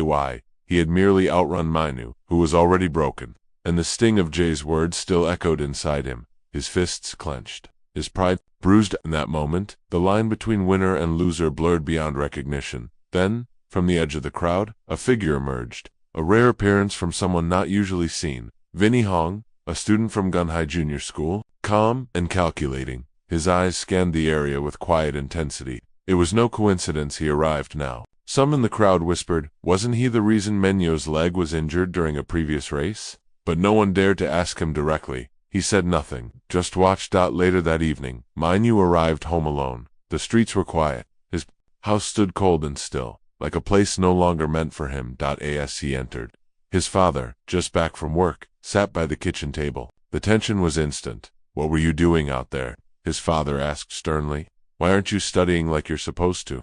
Before Minu could answer, his mother gently tried to calm her husband, brushing her hand on his arm. "He's still young," she said softly. "He just wants to ride. It's just a phase."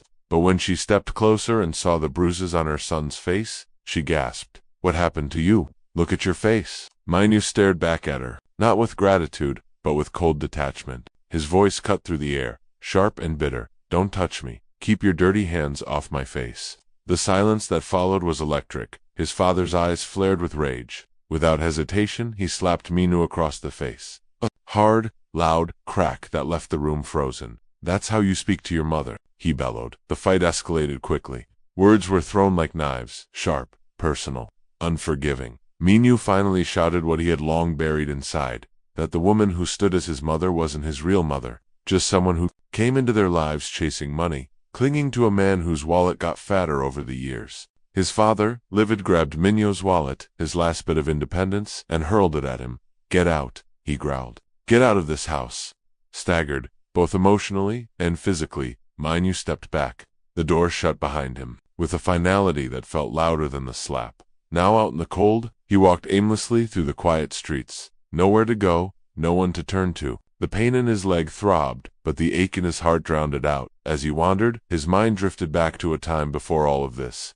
Back when their family lived modestly, before the expensive cars, before the new house, before the strangers who called themselves family. He remembered simpler days, laughter around a small dinner table, biking down quiet lanes with no competition in sight. A father who smiled more, a home that felt real. And now, all of that, gone. The night had fallen, and the air was cold. Minu, now homeless after being thrown out by his father, wandered the streets with nowhere to go. His steps were slow and uncertain, his thoughts scattered. He had lost his place in the team, in his home, and seemingly in the world. His legs still hurt, his clothes were damp, and his pride was shattered. With no one to turn to, he simply sat under the soft light of a nearby convenience store. At that moment, Jae-jo appeared. He was buying a drink, his face as calm and distant as always. He saw Minu sitting outside and walked over casually. Without offering sympathy, He looked down at Minhu and asked, with a dry tone, "Are you crying because you lost the race?" As usual, Minhu responded with humor. Even in moments like this, he masked his pain with a light-hearted joke. He smiled, maybe to hide the sadness, maybe because that's all he could do. Trying to lighten the mood, Minu playfully asked Jae-jo if he could spend the night at his place. "I have been kicked out," he said with a grin. "I don't have anywhere else to go." But Jae-jo, being who he was, didn't offer an answer. He simply turned and began to walk away, showing the same indifference he always had.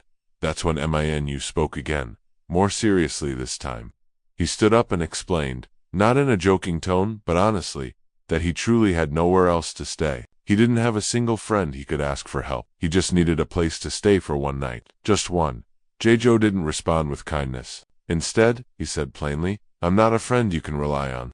As Jae walked away, Minhu stood silently under the dark sky. His thoughts drifted once again into memories. He remembered the past, how people used to surround him, laugh with him, want to be near him, but now he understood something painful. They had only stayed around him because he was rich. The moment he lost that, they disappeared. In truth, he had no one. While thinking, Minhu noticed a small, wet shape moving through the rain. It was a stray cat, soaked and shivering. The cat limped across the sidewalk. One of its legs was injured. Something in Minhu shifted. He saw himself in that cat alone, hurting, and without shelter. Without thinking, he walked over and gently picked it up. Now drenched by the rain, holding the injured cat close, Minhu wandered to a quiet neighborhood. He had nowhere to go, no plans, no backup. Eventually, he found himself in front of a familiar house. It was Jae-jo's home. He sat down on the steps, cradling the cat, his hair dripping wet, unsure if he was waiting for someone or simply out of options.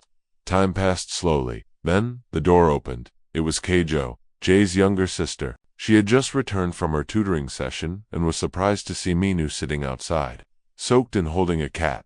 She looked at him with kind eyes and without hesitation invited him inside. She didn't ask too many questions. She didn't seem to care that he was wet or that he didn't belong there. She simply saw someone in need and opened the door. Meanwhile, Jae-jo, who had left earlier, started to feel uneasy. Something about Minu's situation stayed in his mind. Even though he pretended not to care, something in him did. He walked back toward his house, holding an umbrella, maybe to offer it to Minhu. But when he reached the house, he was shocked. There, right at the front door, stood Minhu, already inside with Kei. Jae-jo froze for a moment. Surprised. Minhu, realizing how it might look, apologized right away. "Sorry for coming in without asking," he said quickly. But before Jae could say anything more, he noticed that Minhu was still drenched from the rain. He didn't argue. Instead, he simply told him to go take a shower. Without another word, Minhu nodded and went to clean himself up. For a moment, the house was quiet. Later, hunger kicked in. After drying off, Minhu walked over to the kitchen and opened Jae-jo's refrigerator, hoping to find something to eat. But before he could take anything, the front door opened. It was Jae-jo's mother. She walked into the house, only to find a complete stranger, soaked, injured, and standing in front of her open fridge. The moment their eyes met, both of them were stunned. The atmosphere inside Jae-jo's house shifted quickly when his mother returned and saw a stranger standing in her kitchen. But her surprise softened the moment she recognized who he was. "You're the son of the director, aren't you?" she asked politely. Minhu nodded. That changed everything. Suddenly, her tone became more composed and she politely invited Minhu to join them for dinner. It seemed like she wasn't only being hospitable, there was something careful, almost calculated, in the way she acted. Maybe it was because Minhu was the son of someone important. Maybe it was her way of protecting her family's image. Either way, she welcomed him. They sat around the dinner table, the air warm and filled with light conversation. Although the discussion felt pleasant, it was clear that Jae-jo's mother was measuring every word she said. She smiled and listened, but her eyes remained sharp. Beneath her calm surface, Jae-jo's mother was a strict parent. Education was her top priority, and she always expected her children to follow the rules and maintain high standards. As they ate, her gaze focused on the small bruises and scratches on both Jae-jo and Minhu. She frowned slightly and asked what had happened. Minhu, trying not to cause trouble, quickly answered, "We got into a small argument with a few people, but it's nothing serious." He carefully avoided mentioning anything about bike racing. Still, Jae-jo's mother wasn't pleased. Her eyes turned to Jae with visible disappointment. "Have you been fighting again?" she asked firmly. Then came another hit: his grades. She mentioned that she had seen a drop in Jaejo's academic performance lately. You know what will happen if your grades keep falling? She reminded him coldly. You'll be banned from anything related to bikes. The room fell silent for a moment. It was a harsh warning, but one Jaejo had heard before. Later that night, in Jaejo's bedroom, the tension turned into awkward comfort. Minyu walked around the room freely and then jumped onto the bed. With a loud sigh, he announced, I can't sleep unless it's a bed. Jaejo stood still for a second, clearly annoyed. But rather than arguing, he gave up and pulled a blanket from the closet, laying it down on the floor. I'll sleep here, he said quietly, his voice full of frustration. Before Jae could turn away, Minyu added casually, I'll be staying here for a few days. By the way, Jaejo didn't say anything, but the annoyed look on his face said it all. As the night settled in and the lights dimmed, the two of them lay in the room together. The rain outside had stopped, and everything was quiet. Minyu, breaking the silence, asked, Since when did you start liking bikes? Jaejo answered, Since I was a kid. I used to see a boy who looked so happy while riding. I watched him a few times, and I guess I slowly started falling in love with biking. There was something calm and real in his voice. That moment revealed a piece of Jaejo that he rarely showed to anyone. Minyu smiled. Why don't we make our own team? But Jaejo didn't hesitate. No. His answer was short and final. The next morning, Minyu woke up to the delicious smell of food. He followed the scent to the kitchen, and when he saw what was happening, he burst out laughing. There was Jaejo, wearing an apron and cooking. You look like you're cosplaying, Minyu teased, grabbing his phone and snapping a few pictures of Jae without asking. Jaejo ignored the teasing and continued cooking. Once the meal was done, Minyu expected the plate to land in front of him, but instead, Jaejo picked it up and walked straight outside. Wait, what? Isn't that for me? You shouted. No, Jae replied flatly. It's for the cat. Minyu was furious. What? Then what am I supposed to eat? Without looking back, Jaejo told him, Make your own. Outside, Keijo, who had just woken up, saw what was happening and immediately scolded Jae. You can't feed human food to cats. Jaejo stared at the plate and then, without a word, sat down and started eating it himself. Back in the city, somewhere else, the school principal was on the phone. On the other end of the call was his granddaughter, Shelly. She had just arrived in Korea, and there was something special about her. It seemed Shelly also had a deep passion for biking. Early in the morning, the sound of tools clinking echoed softly in a quiet corner as Mingyu knelt beside his bicycle. His hands, smudged with grease, moved quickly and precisely. The bike wasn't in perfect shape, still suffering from issues with its brakes, but Minyu wasn't discouraged. He was determined to fix it, just like he was determined to keep riding no matter what. While he worked, someone approached from the side of the road. It was Yuna, his younger sister, or rather, his twin. The resemblance between them was striking, but their personalities often clashed. Still, there was something unspoken that kept them connected. Yuna held out a small bag toward him. Here, she said, her voice matter of fact. This is the shirt you ordered last night. Without looking up from his bike, Minyu took the bag. Thanks, he mumbled. Yuna lingered a moment longer. Want to head to school together? It was a simple offer, but Minyu shook his head. Nah, I'm riding. There was no room for negotiation in his tone. Yuna didn't push it. She understood that when Minyu had his mind set on something, it was better not to argue. With a small shrug, she turned and left. Soon after, as the sun climbed higher and the morning brightened, Minyu spotted Jaejo. Hey, let's ride to school. Together, Minyu said with a grin. Jaejo looked at him blankly. I don't have bus fare today, Minyu added casually, hopping on his half-fixed bike. Without another word, the two of them began riding. As they pedaled side by side, Minyu suggested taking a detour through the park. He said it was because his brakes were still a bit shaky, but the truth was that he just wanted to enjoy the morning more. The park was quiet, the air fresh, and the trees lined the path like tall, silent spectators. It was the perfect day for riding. Minyu, feeling the wind in his face and the rhythm of the road beneath his tires, turned to Jaejo again. Want a race? Jaejo, unsurprisingly, gave a flat no. That didn't stop Minyu from smiling anyway. Elsewhere, at school, things were already in motion. In the hallway, Mia and Yuna were chatting again. Their conversations often drifted toward the same topic. Jaejo, Yuna, never one to hold back, was once again urging Mia to stop hiding her feelings and be honest with herself and with him. Just tell him how you feel, Yuna said, nudging her friend lightly. Mia blushed but stayed quiet, staring at the floor. As usual, their moment was broken by Dom, who popped up out of nowhere. cracking jokes and teasing Yuna just enough to get her annoyed. Back outside, Mia noticed something odd. There they were, Joe and Minor, arriving at school side by side on their bicycles. It wasn't just the fact that they were together.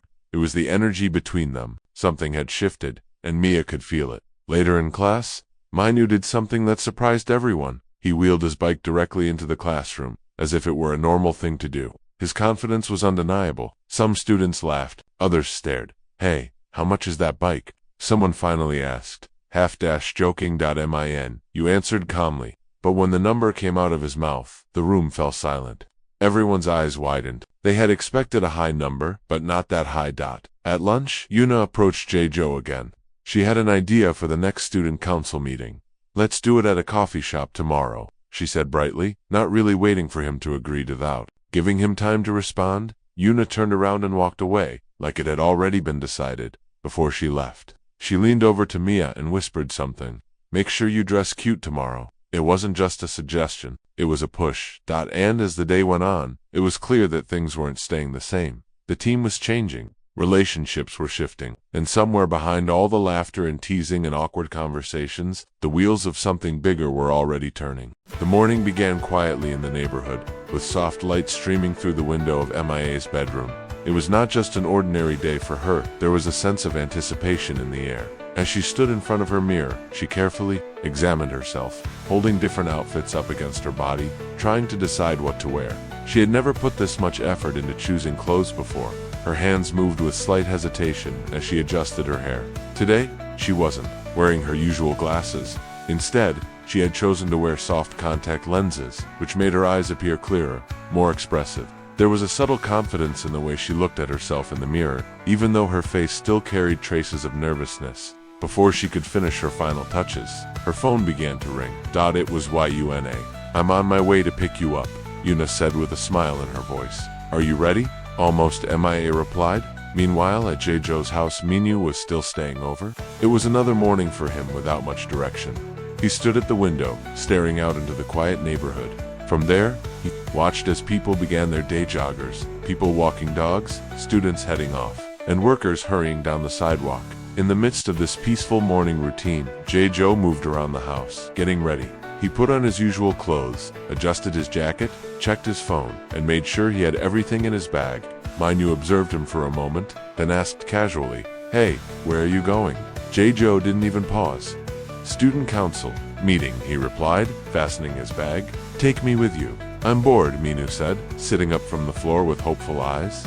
"No," Joe said immediately, blunt and cold as usual. "Come on, just this once." Minu winced, but Joe didn't even look back.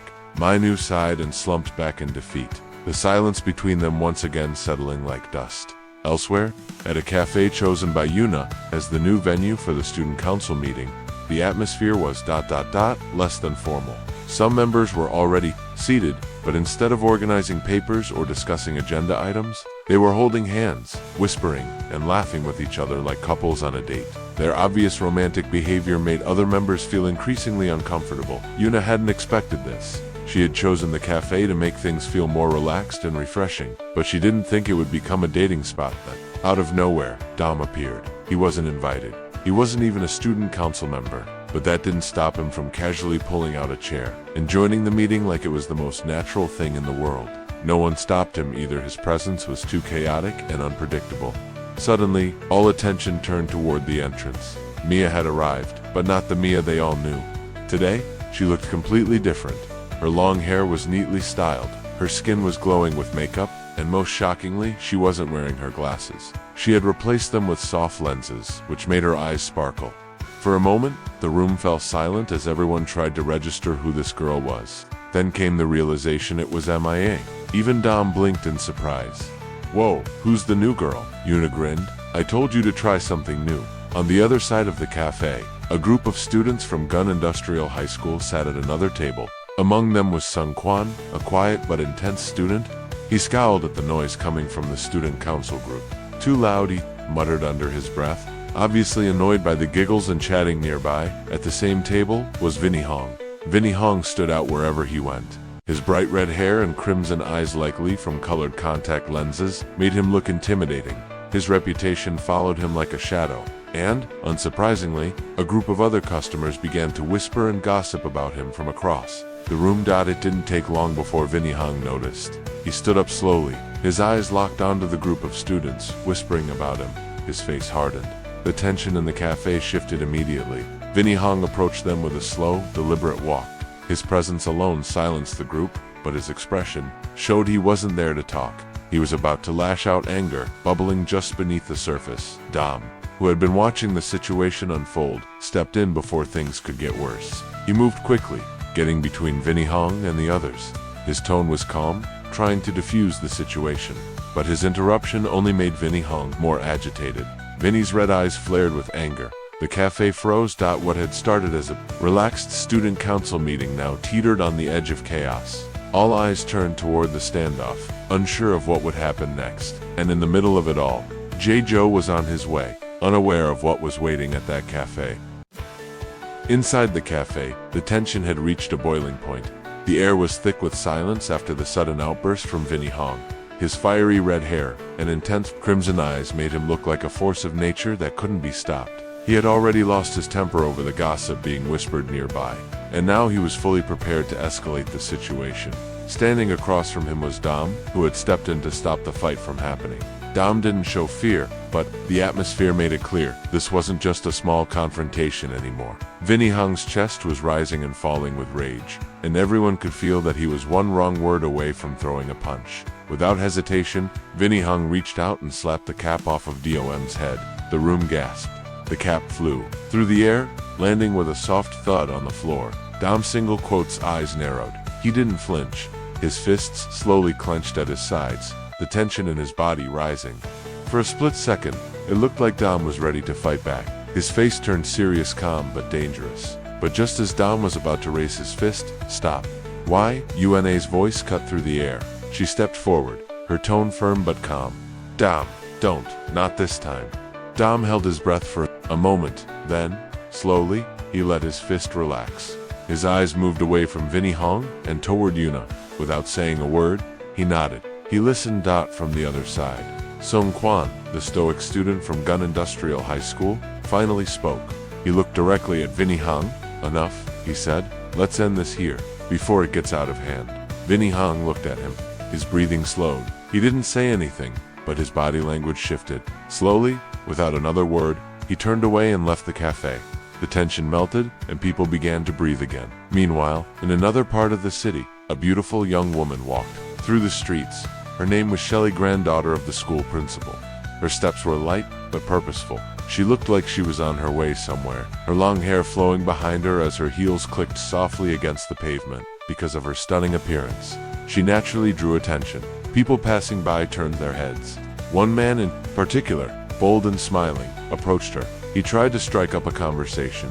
"Hey, are you from around here?" he asked with a grin. Shelley glanced at him.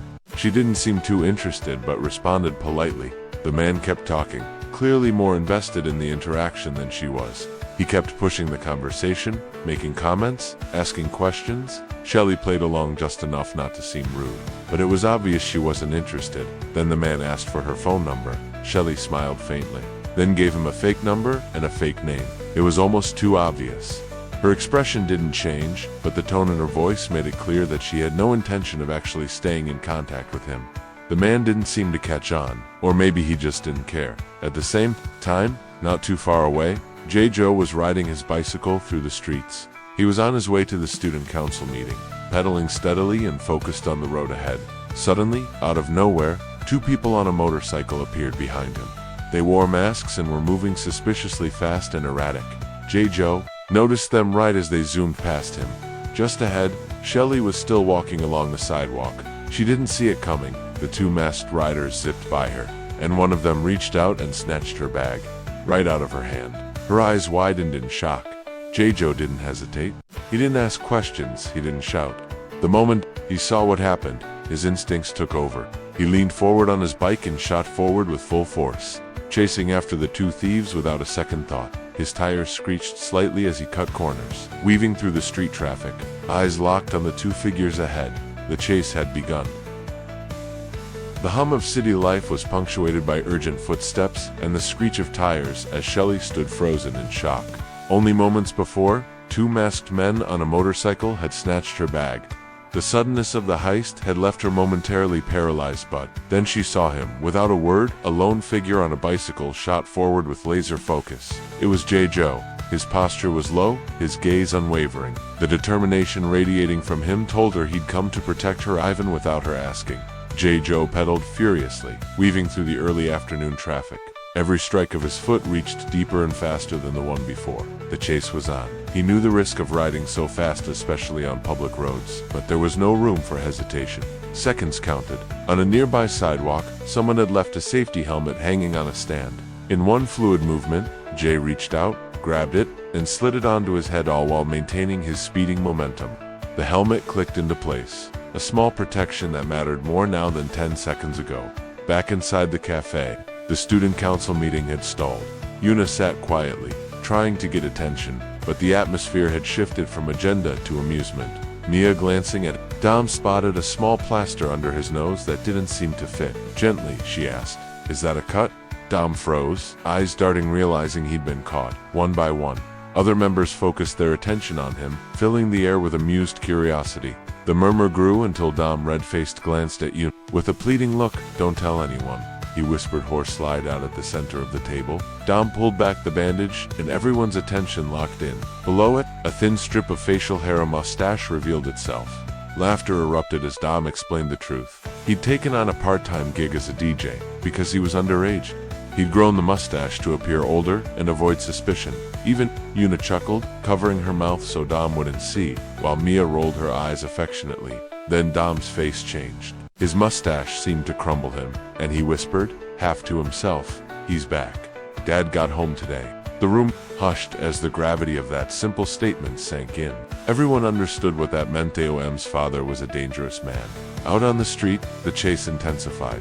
The two masked thieves on the motorcycle could hear the pounding of JJO's pedals and acceleration they hadn't expected. Their own engine roared louder as they tried to escape, but Jay's bike didn't lose speed. As they neared a curve, JJO stayed on their tail, leaning forward, pushing against wind and momentum. The city's hustle became a blur. Sirens wailed distantly, horns beeped nervously, and ordinary pedestrians stepped aside in surprise. The motorcycle slowed slightly, tension rising inside the thief on the backseat. Their grip tightened on the stolen bag. One glanced back and all but screamed, "This kid's catching us." Their attempt to burst away brought them near a main intersection, but JJO wasn't far behind. His speed was relentless, front wheel focused, breathing steady. Jay's ears caught the rattle of their engine. Catching them meant justice and returning what was lost. He dropped low over the handlebars, eyes never leaving the thieves. The gap closed inch by inch. Inside the cafe, the student council meeting hadn't resumed. Dom stared at his reflection in his phone camera, still putting a hand to his upper lip as if waiting for the mustache to disappear. Yuna sat closest to him, half worried, half amused. Mia, now serious again, leaned across the table. "Are you okay with Dad back in town?" she whispered. Dom's answer was subtle, but truthful, a nod. "Why?" Una cracked a finger. "Let's get this meeting over with. Coffee, snacks, and less drama." All eyes rolled except Dom's. Outside, JJO was no longer just chasing a bike. In that moment, he was a whirlwind of justice, his focus unbreakable. The motorcycle veered sharply. Their speed picked up. JJO responded in kind. In a blur, they approached a crosswalk. The thieves slowed, uncertain. Jay's front tire drifted past the line. He surged forward. Adrenaline roared in JJO's veins as he chased the motorcycle down a winding city alley. His legs pumped with fierce intent, every turn and pedal stroke aimed at retrieving Shelley's stolen bag. He squeezed through narrow corridors, past dumpsters and crumbling walls, never losing sight of the thieves. In a split-second decision, Jay diverted from the main alleyway and launched himself over a parked car. He caught the far edge of the hood, balanced, and clattered to the pavement. Without hesitation, he veered onto the low neighborhood wall, riding along its narrow top. An impossible sight. Onlookers gasped as JJO's bicycle seemed to defy gravity. A group of children playing street soccer stopped mid-kick, eyes wide at the silhouette of a cyclist riding along the fence. Emerging onto a busy city street, the thieves slowed, thinking they'd lost their pursuer.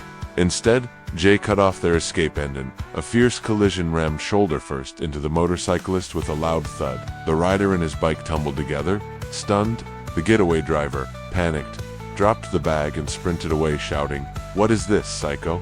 Jay, dazed and bleeding from his forehead, knelt in the debris. He pressed his palm to his head but didn't falter as he reached for Shelley's bag. His vision blurred, but the mission was accomplished. Moments later, Shelley's taxi screeched to a halt. The driver yanked the door open, and Shelley leaped out. Worry etched across her face. "Are you okay?" she cried, rushing forward.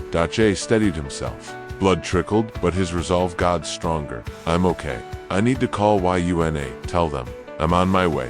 He pulled out his phone, started toward a busier street, and called YUNA. At the cafe.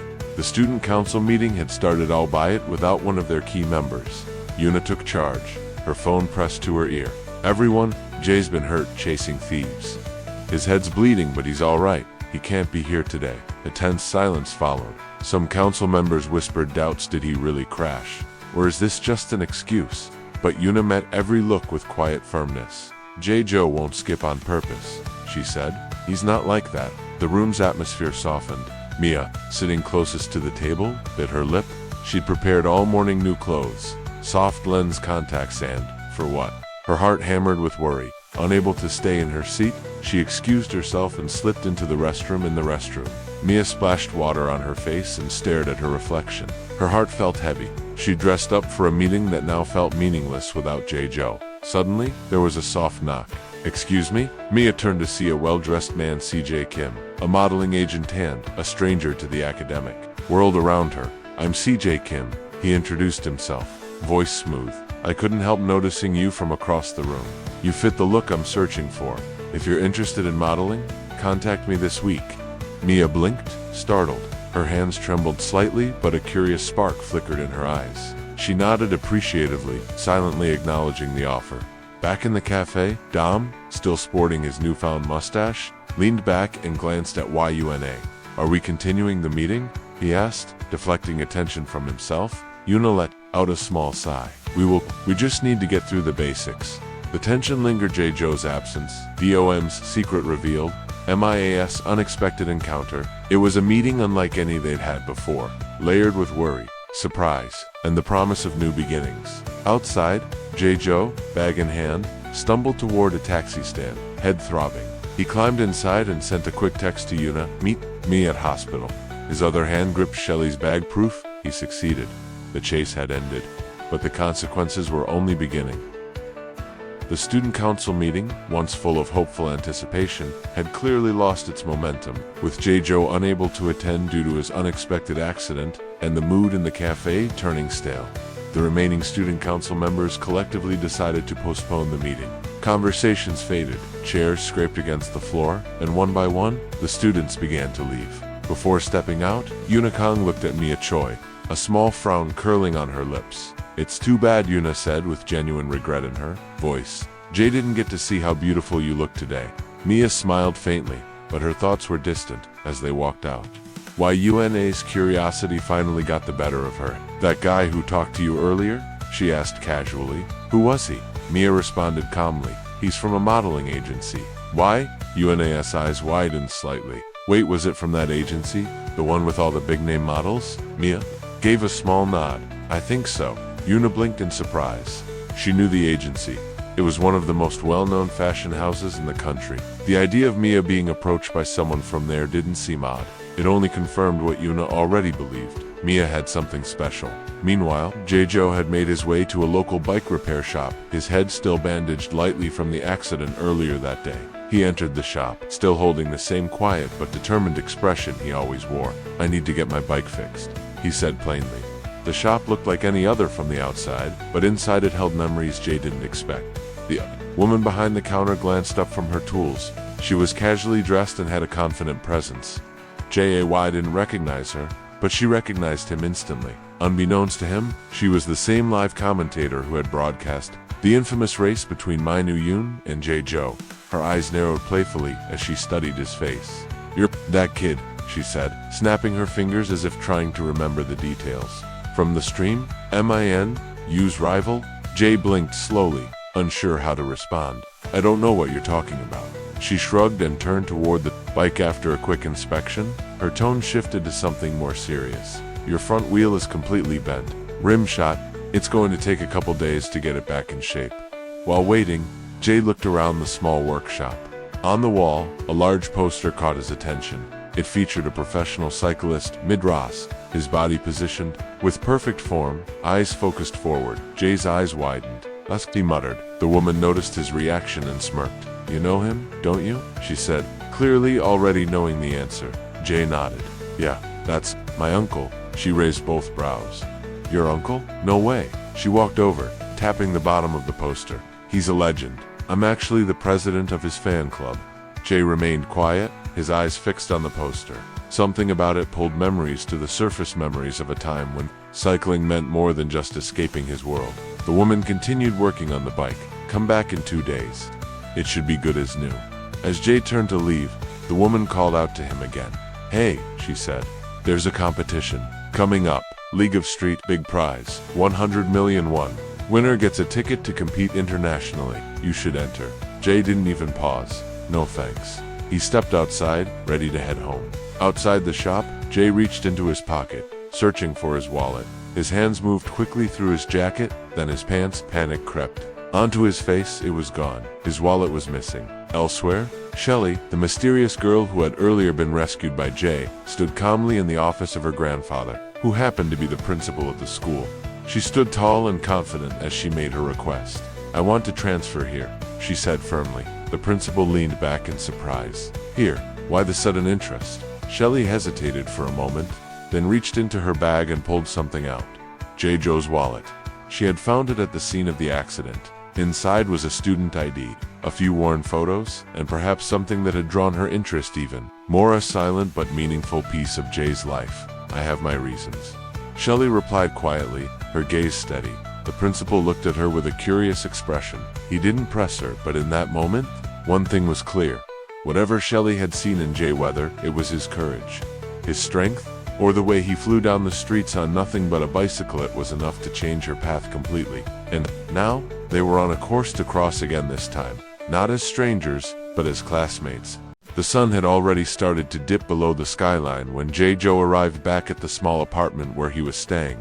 As he stepped through the door, the first thing he saw was Manhwa standing in the hallway with arms crossed and a slightly irritated expression on his face. Manhwa looked directly at Jay's face, noting the bruises and scratches that hadn't fully healed. What happened to your face again? Manhwa asked with a mix of concern and frustration. Why do you always have to go out and hurt yourself like this? Jay didn't answer immediately. He just lowered his head slightly, as if brushing off the question. The two exchanged a few short words, nothing deep, just a simple conversation between two people who had slowly grown used to each other's presence. Before long, Jay excused himself and quietly headed to his room. The next morning, Jay walked into school, the bandage still lightly covering his head injury. As he entered the classroom, Dom Park immediately rushed over. Hey, are you okay? Dom asked, his voice filled with worry. Everyone at the cafe yesterday was freaking out after hearing about your accident. Yuna was worried, and so was Mia. Just then, both Yuna Kong and Mia Choi approached from the side. They looked relieved to see Jay, but their expressions clearly held concern. The attention was overwhelming. I'm fine, Jay said, his voice flat but firm. The girls didn't back off. I said I'm fine, he repeated, a little more forcefully this time. You all should just go study. He didn't want sympathy. He didn't want anyone fussing over him, and so the small crowd reluctantly dispersed, their concern lingering in the air. Moments later, the classroom door opened, and the teacher stepped in. Good morning, everyone, the teacher said, standing at the front of the class. We have a new student joining us today. Murmurs rippled through the class as all eyes turned to the front. The teacher gestured toward the doorway. Please welcome Shelley. A girl stepped into the classroom, and for a moment, time seemed to freeze. Shelley's elegant appearance, long hair, and confident posture stunned everyone. No one knew who she was, but they couldn't take their eyes off her. She walked to the front, smiled lightly, and introduced herself. I'm Shelley, she said. I enjoy traveling and cycling. The room erupted into murmurs again. Not only was she beautiful, but she shared the same interests as several students in the room. She wasn't just another pretty face, she was interesting. The teacher scanned the classroom for a vacant seat. There's a free desk in the back. the teacher offered, but Shelley shook her head with a soft smile. No, I'll pick my own seat. Without hesitation, Shelley turned and walked directly down the aisle, her eyes locked on one person the entire time. Joe. Students whispered and turned their heads as she stopped in front of Jay's desk. And then, without a single word, Shelley kissed Jay. Gasps filled the classroom. Desks rattled as students stood up to get a better look. Even the teacher was stunned speechless. And in the hallway outside, peeking through the window, the principal, who had secretly been spying on the new student's debut, nearly dropped his glasses in shock. In a different classroom nearby, Manhwa was walking briskly, clearly on a mission. His eyes were sharp, his steps fast. He had just heard the most absurd rumor. Jaejo had been kissed by the new foreign girl on her first day, and Manhwa needed answers. As he turned a corner sharply, he accidentally bumped into someone. Whoa, said Junli, stumbling slightly backward. Manhwa barely even looked at him, too distracted by his own thoughts. June, on the other hand, had come for something important. I was actually coming to talk to you, June said, about the League of Street competition. But Manhwa didn't stop. He was already moving again, eyes burning with determination and curiosity. June stood there, watching Mingyu's back as he walked away, then turned his gaze to the floor, lost in thought. The League of Street, he whispered to himself. Maybe he'll be there. And in his mind, June saw an image on opponent like no other, the one known as Monster.13. The classroom was no longer a place of learning. It had turned into a full-blown arena of chaos. After what had just happened earlier with Shelley, everyone had lost their minds. Around Jaejo's desk, a crowd had formed. Almost every male student in the class now glared at Jay like he had become their greatest enemy. Jealousy was painted across their faces as they all shouted the same thing. From now on, you're our rival, Jay. Meanwhile, the female students were whispering excitedly among themselves, glancing at Shelley and complimenting her beauty as if she were a celebrity. Her confident aura and striking appearance had thrown the whole class into a frenzy. Just then, Manhwa stormed into the room. If there was any chance of calming the situation down, Manhwa wasn't going to be the one to do it. In fact, he only made things worse. His eyes locked on Jay as he marched over. Hey, explain to me what just happened, Manhwa shouted. How could a nerd like you get kissed by a girl like that? Jay didn't answer. He just sat there, as silent as ever. Tension in Manhwa boiled over.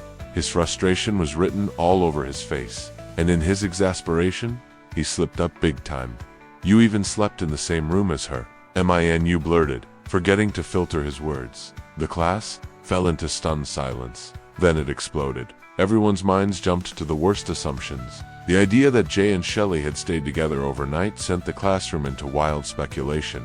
Even Shelley, standing only a few desks away, heard what was said. Her eyes widened slightly in surprise. She looked at Jay again, this time with a different expression, like she was trying to understand just what kind of person Jay really was.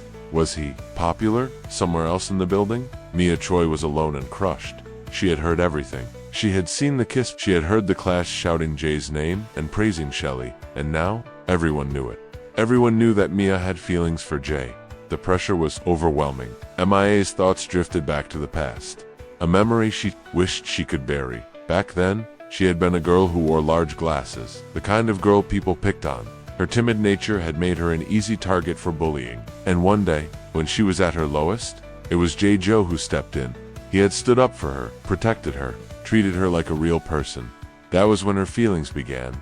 And now, years later, those feelings had grown and bloomed inside her, but she hated herself for it, hated that she had never been able to say how she really felt. Hated that all she could do was watch while someone else walked up and kissed the boy she liked. The final school bell rang. Releasing the students from their classes, Jay walked quietly toward the school gate, ready to head home. But just like before, Manhwa came running after him. This time, though, it wasn't about Shelley, it wasn't about jealousy, it was something else entirely.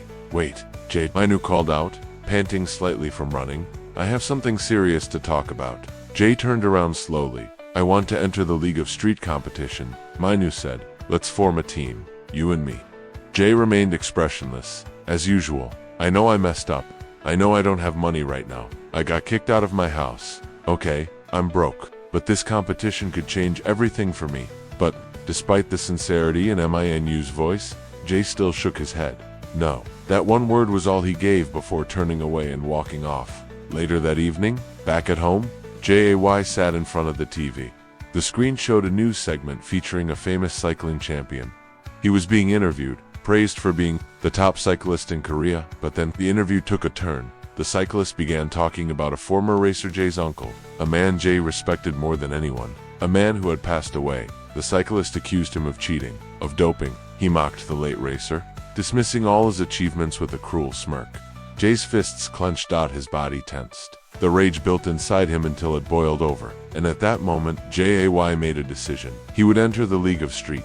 He would race. He would show them all. He would prove that his uncle's legacy could never be erased. Later that night, Jay found Manhwa and gave him the words he never expected to hear. "I'll do it.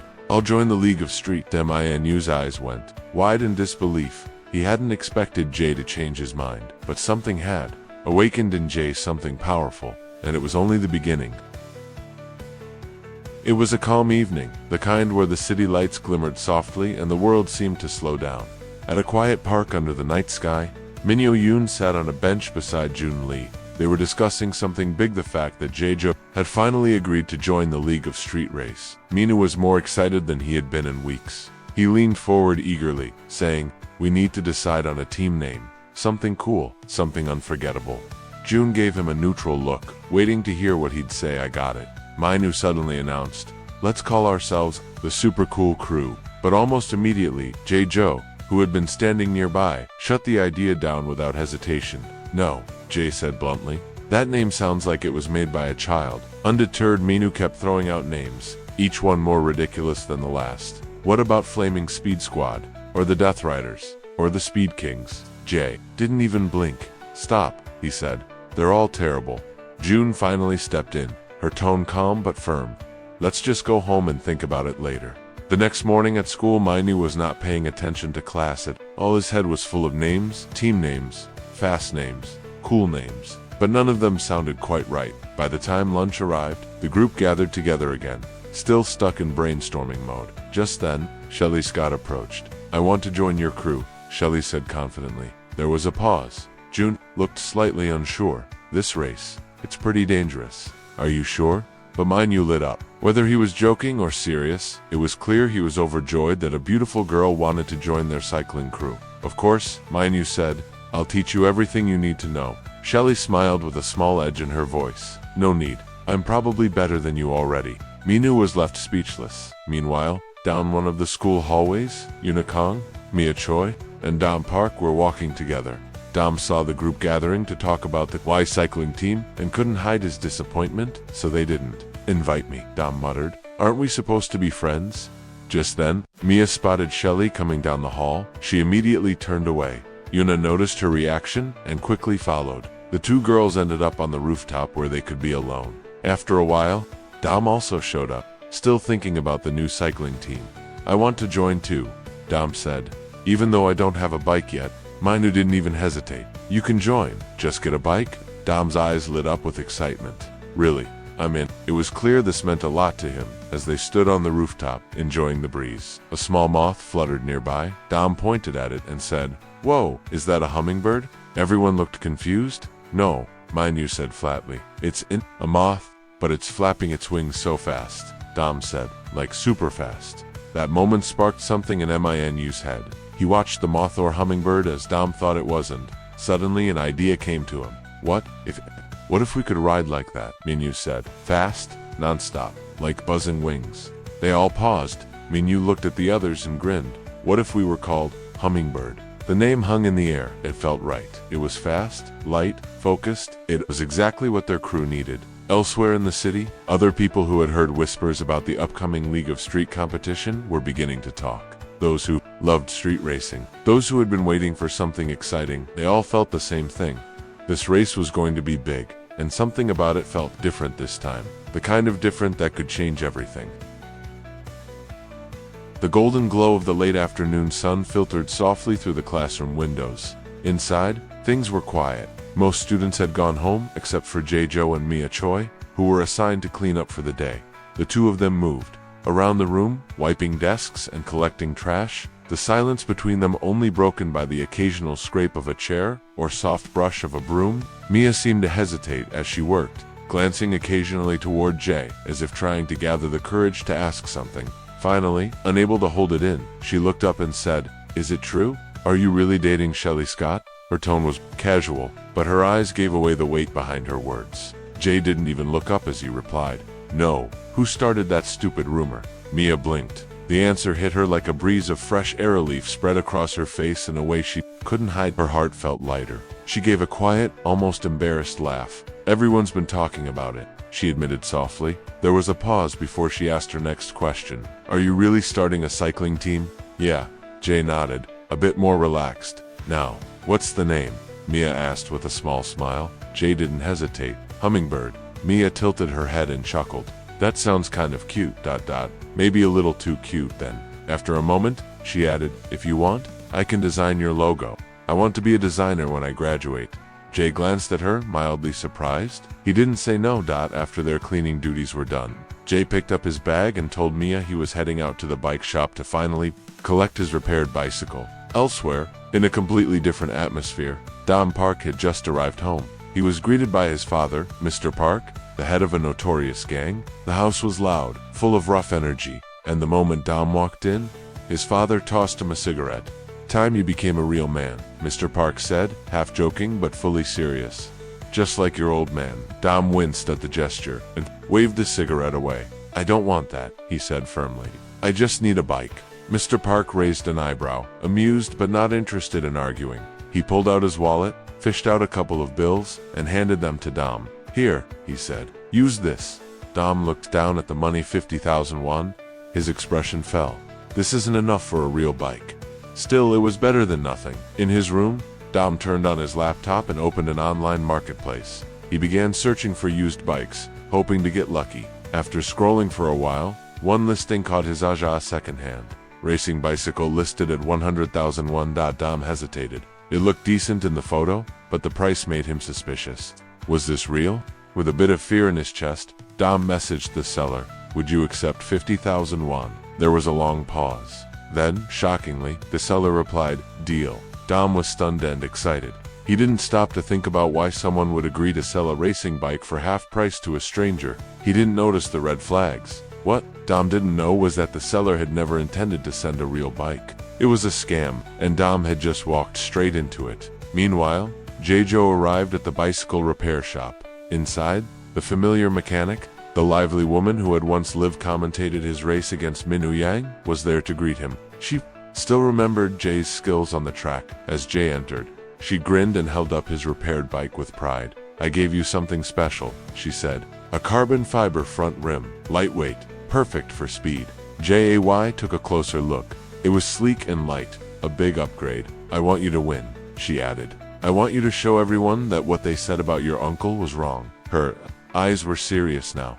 Jay nodded, silent but focused. He didn't need to be reminded. The image of the pro cyclist slandering his uncle's name in that interview still burned in his mind. That cyclist would be at the League of Street Race, and now, so would Jae-jo.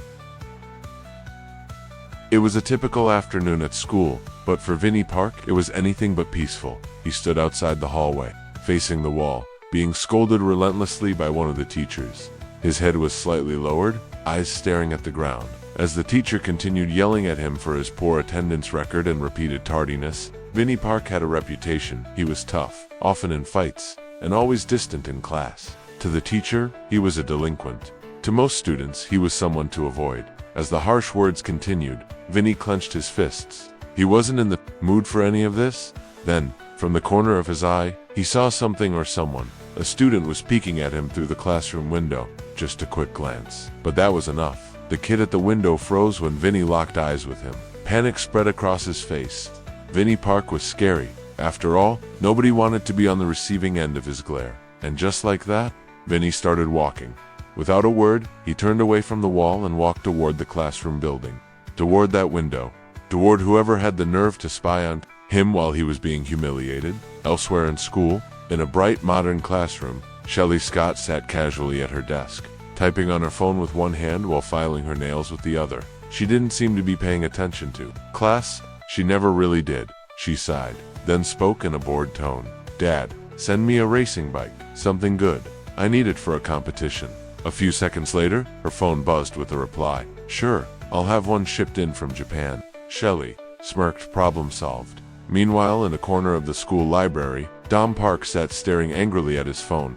His fingers hovered over the screen as he repeatedly tried to call the number of the guy selling the bicycle online. No answer. Tried again. Still no answer. He sent a message. Then another. Nothing. Dom gritted his teeth. His worst fear was coming true. He had been scammed. On the other side of school, Yunakong was sitting next to Mia Choi, watching her friend sketch on a notepad. Mia was focused, her pencil moving smoothly as she added detail to what looked like a bird logo, probably for the hummingbird team. You're in a good mood today, Yuna teased. Mia didn't look up, just focusing on something productive. Yuna leaned closer with a grin. Or maybe it's because you finally understand how things are with Jae-jo and Shelly Scott. Mia paused for a second, her eyes shifted. Then she gave a small smile. Maybe, she said quietly. Across town, Minyu Yang and Jae-jo were on their way to submit their team's official application to the upcoming League of Street Race. It was supposed to be a simple trip, but of course, with Minyu, things were never simple. You dragged me all the way out here just for this, Jae complained, clearly annoyed. What? You wanted to fax it in? Minyu snapped. This is important. They bickered for a bit, nothing unusual. But then, as they walked past a small plaza near a convenience store, Minyu suddenly stopped. His eyes locked onto something. ODD, a chubby guy in a headband and glasses, was riding a road bike in circles. He wore a strange outfit with anime patches sewn onto it, but that wasn't the strangest part. He was muttering to himself, talking as if someone was next to him. She's here riding with me, my lovely wife, my goddess. It was bizarre. He was referring to a fictional anime character, as if she were really on the bike with him. Minyu Young made a face of disgust. Without realizing it, he muttered, "What the hell is wrong with this guy?" But he said it just loud enough for the man to hear. The otaku stopped pedaling. He turned his bike around and rolled right up to Minyu and Jae, eyes full of rage.